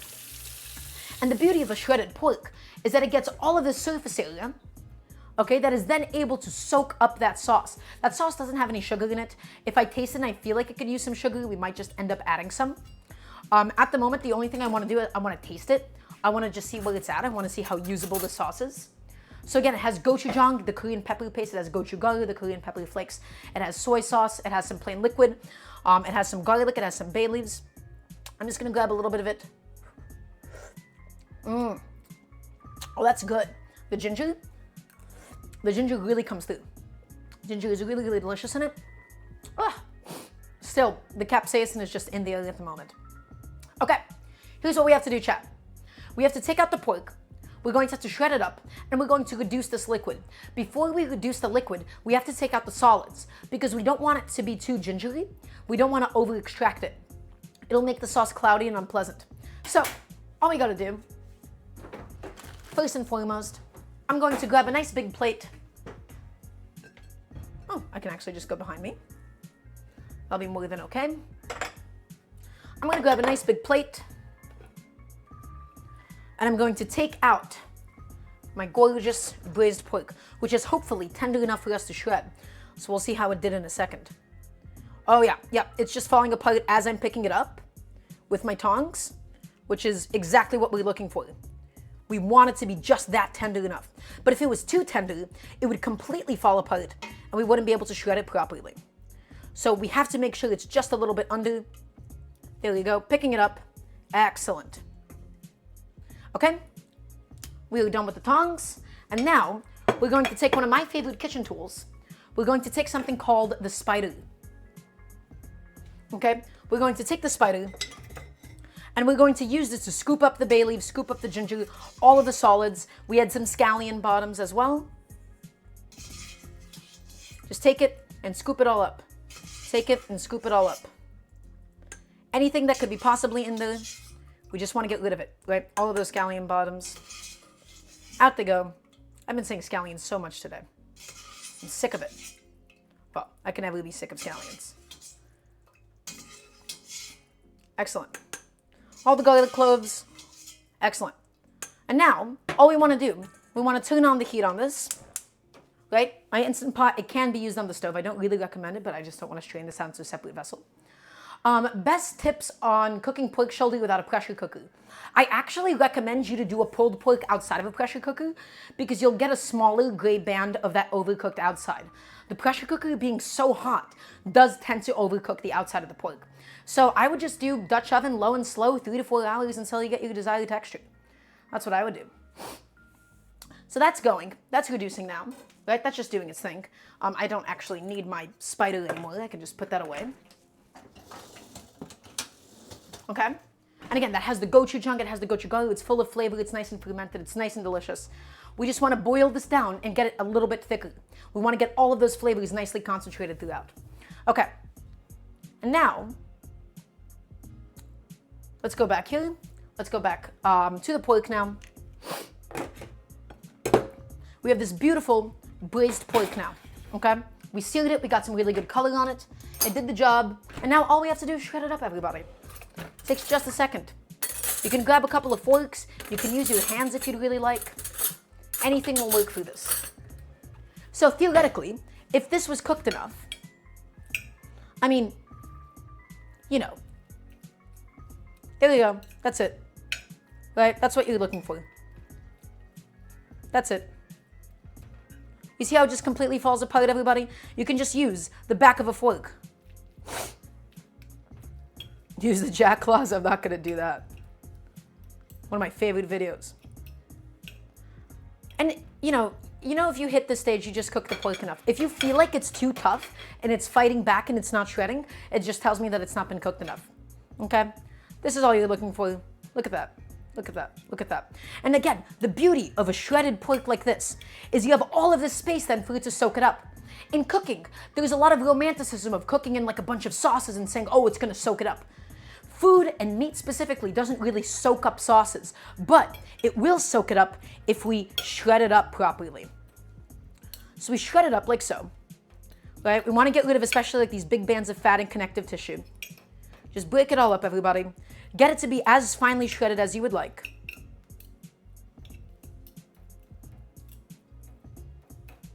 There you go. Looking good. I think that looks pretty good. Chat, what do you think? Do you think that looks good? Okay, we just want to be able to divide this and break this up into all of its individual beautiful strands. Right. Taste test? Well, this is not the finished product because this is still without its sauce. I mean, at the moment, oh, that's good. That's really good. But we intentionally kept the pieces of pork nice and whole because if we ended up cutting them too finely before we pressure cooked it, we're not going to get as long of shreds of pork. And then the outside of it would have ended up kind of overcooked and dry. Okay? Yeah, no, that's, guys, that is just a proper shredded pulled pork, yeah? It's not done yet, though. It's not done yet. We're not done yet, everybody. Still got one more essential thing to do, which is to then combine it with that luscious sauce we have on the stove at the moment. We're just reducing it down so that we concentrate it because it cooked in a bunch of liquid. It has a lot of excess liquid in there. Okay. I'm just using a silicone spatula to like scrape it up a little bit. Make sure all the stuff is like unsticking properly. Nothing is like stuck to the bottom. We can even probably just use a whisk for that. I am considering adding in a little bit of sugar. I don't typically like adding sugar to my food, but the sweetness does just go really, really nicely with everything. The rice is almost done. Chat, we're finishing it up. Does anybody have any questions for me? We have done basically every single component that we need for today's beautiful rice bowls. Oh, look at that. Look at that. Honey or maple and said, yeah, I mean, Korean cooking does use plenty of honey. There's a lot of honey that gets used. I just don't have any at home at the moment. But we'll see. I'll figure out if I feel like I want any sweetness in this. Look at that. And again, you can pull this, you can shred this as much as you would like. I like having some big chunks, but I don't want to make sure my chunks are too big. The whole beauty of shredding, you have all of this space now for the sauce to go. Okay? That is why we shred things. That's why we shred chicken. That's why we shred pork. Look at that. Guys, look at this pork. Look at this pork, huh? Pretty good, I think. Okay? I am now going to go ahead and transfer this to a bowl. My favorite color, Jack, is red and black. Okay? I don't need my knife anymore. That's done its job. My rice is almost done as well simultaneously. Just grab all of this. I could probably just like use a glove or a spoon or anything else instead, honestly. My liquid is cooking down now. Looking really good. I can turn my rice off the heat. Oh yeah, that's looking good. Yeah, I'll just grab my hands and do this.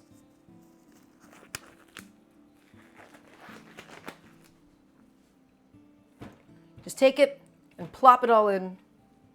Beautiful. I'm gonna have another taste of that. Ah! My fork fell on the ground. Chat, I don't know why, but an uncanny amount of things are falling off my table today. Oh, that's good.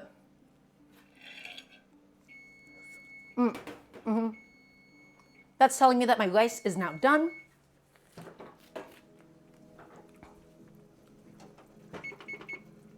Okay, let's go ahead and put the pork behind me.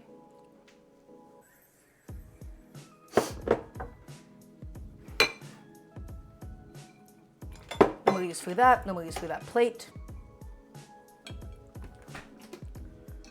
Oh, I'm a bit of a mess today. I don't know why I'm so scatterbrained. I apologize, chat. Normally I'm a little bit more composed. It's the capsaicin, I'm telling you. That's what it is at the end of the day. It's all that capsaicin. Okay. Wait, is today gonna be that short of a stream? Whoa. Okay, setting up my towel. Everybody, my perfectly cooked stovetop rice. There she is. Beautiful. And all that we need to do, the final thing that we need to do anytime that we make rice, is once it's done cooking, you want to take something and you want to just mix everything up. You can see it's nice and granular, it's nice and individual. We're just going to break up all of these pockets of the rice and move the whole thing around. Okay? It's the last cooking step, it's really, really important.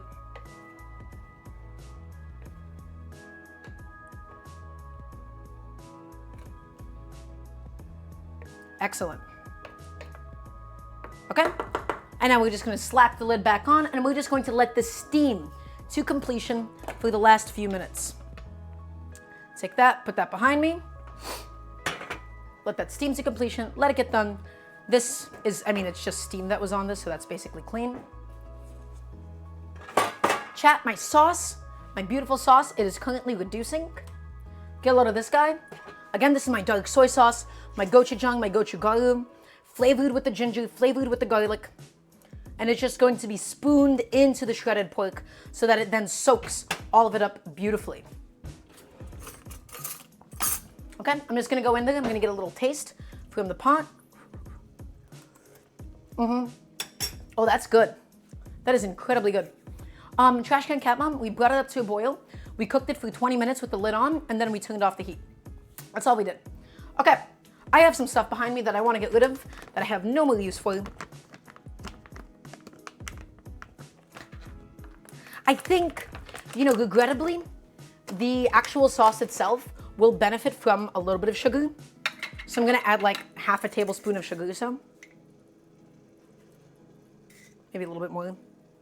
I don't normally love adding sugar when I cook, but I do think it will make a very nice tangible improvement and really balance the flavor of it. Regrettably. Not ideal. Okay. Putting that away. Putting a couple more things away. Just cleaning as I go, everybody. Yeah, I mean, brown sugar and honey would be better and stuff. I just don't have any. I don't like cooking with sugar particularly often, you know? It's not really my ideal thing. So that's just going now. Looking good.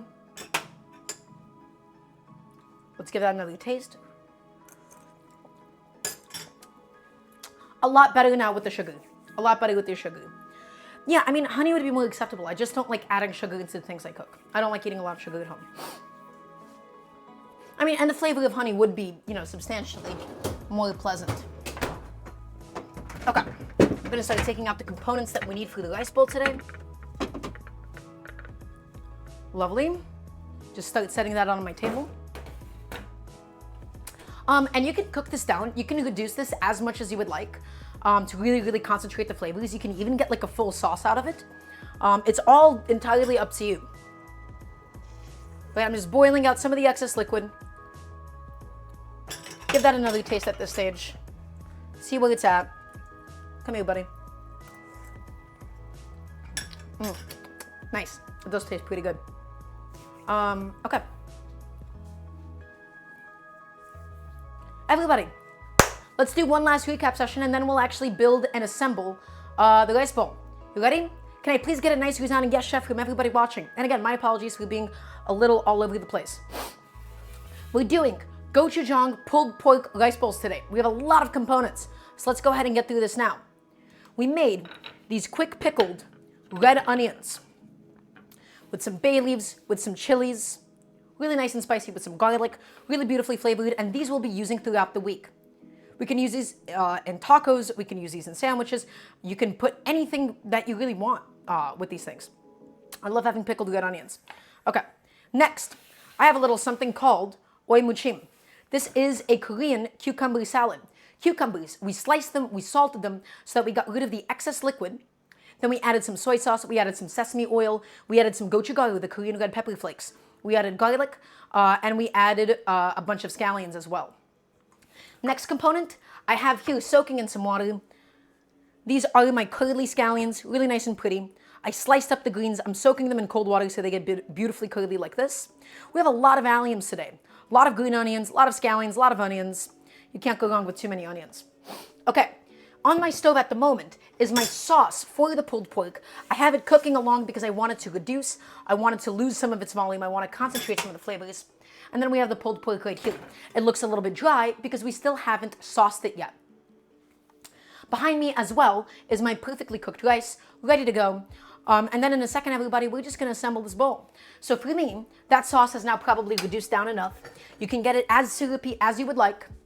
All I'm going to do, I'm going to take a ladle and I'm going to ladle in one big spoonful of all of that sauce, or maybe two ladles. And now everybody, you can see the pulled pork, because of the fact that it's shredded, it just soaks it up that much easier. Okay? We're going to take, whatever tool you actually want. You can use a fork, you can use a spoon, whatever. I'm going to grab a fork. And you can just now mix it through. And if it looks a little bit too wet, that's okay. The more you mix it, the more the pork is actually going to soak it up. Look at that pork. Look at it. Fatty and nice and tender and delicious. Just mix it through, mix it through. Get all of that sauce into every single little crevice of the pork itself.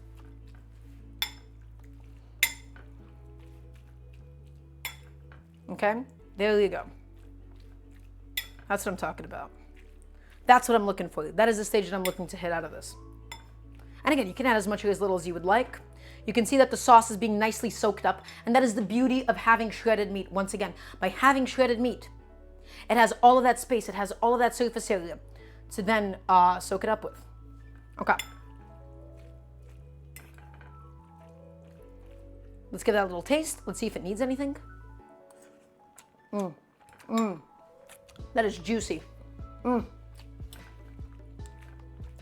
That is really, really delicious. Okay, chat, is it time to assemble?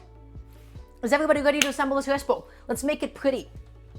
We're going to put in a lot of effort today into making this rice bowl try to look pretty. So I'm going to get a nice, pretty bowl for this. I have this bowl that we'll be using. And the first thing I'm going to do, everybody, I'm going to fill up a little container with some rice. A separate bowl with the rice itself. And again, you can use whichever kind of rice. I just had some jasmine rice that I wanted to use up because I had some of it in the pantry. Okay. And the biggest thing, if we want to have like a really nice presentation, we have to make sure that we're just like patting it down. We're getting this thing nice and compact. Nice and compact. Make sure there's like no gaps of air or anything. Okay. Lovely. We could also probably just build this. Wait, chat. Do we do a plate or do we do a bowl? Hold on. I haven't decided. Do I want to do a plate or do I want to do a bowl? I think a bowl is going to get too cramped for purely aesthetic reasons because I really want to try to make this look nice today.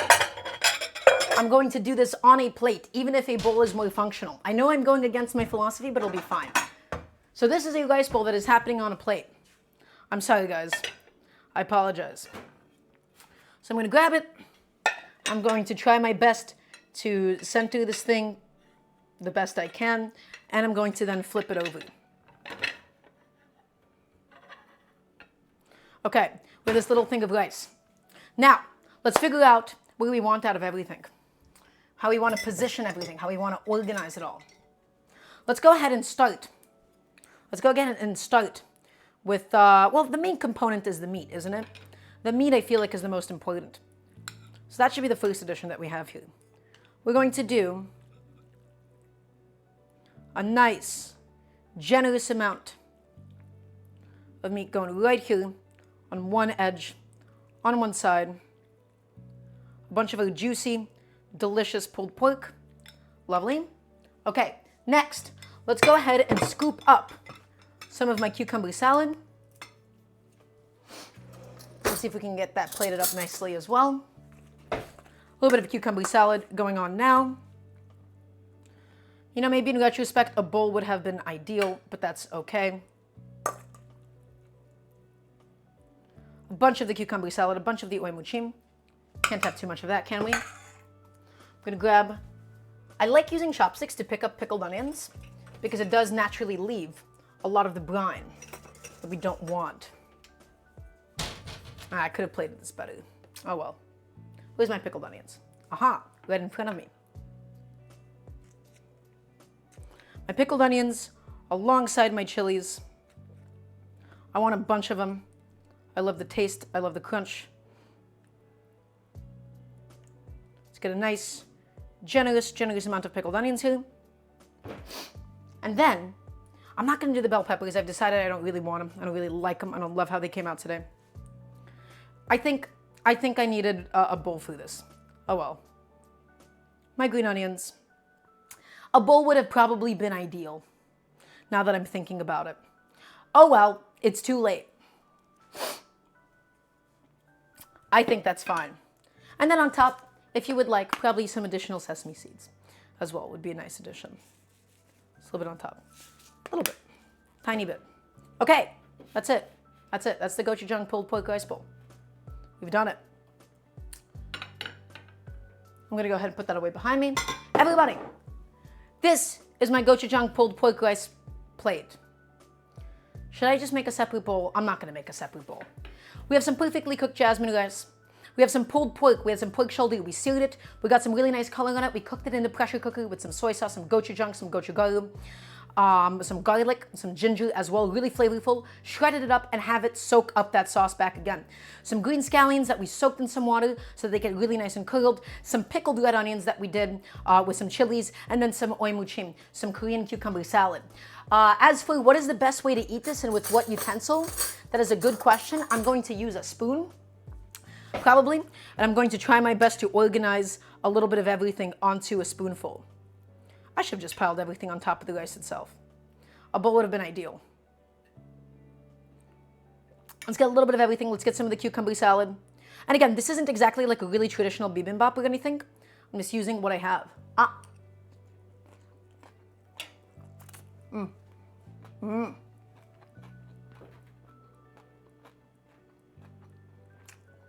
Oh, that's good. Come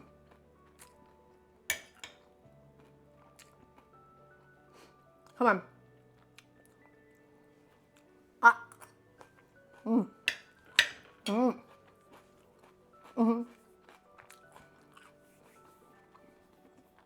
Yep, the green onions, really nice and sweet, really nice and acidic. The oi muchim itself like brings like a really nice freshness into the whole dish. The pulled pork itself, meaty and fatty and juicy. That is good.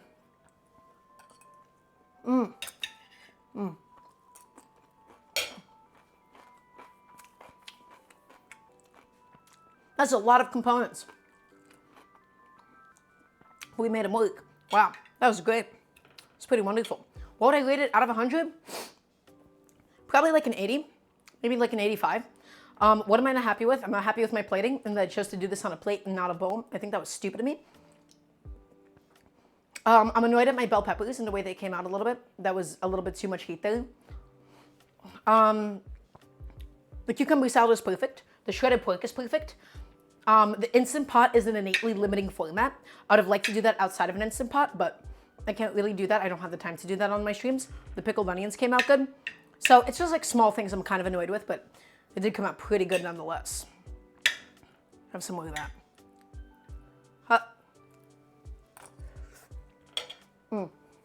Okay, that's it. Everybody, if you have any final questions, comments, concerns, this would be your time to voice it now or forever hold your peace. Everybody, thank you so much for watching the stream. Any cooking questions at all that you may have, this is the time and place to do it. Next stream is going to be this Wednesday, 5 p.m. I'm going to be announcing my new schedule. If you haven't already done so, please check out my Patreon, !Patreon, and scroll down into the About section if you want to support what I am doing. Any and all help would be really, really appreciated because I would like to be able to do these full time. Thank you, Martin Eva. Thank you, Trash Can Cat Mom. Thank you, Gothius. Thank you, Lord Hell. Thank you, Ludwigum. Thank you, Jack. Thank you, Thorix. Thank you, Gothius, as well, for being here. We're not going to rate anybody tonight. We're just going to be signing off. Thank you, Son of God, as well. Next stream this Wednesday, 5 p.m. EST. I'm going to see you all then. Until then, take care. Have a really beautiful rest of your Sunday. Appreciate every single one of you. Join my Discord, !Discord, or just scroll down as well. I think that should be it. Okay, goodbye, everybody. Thank you all for being here. I will see you all next time.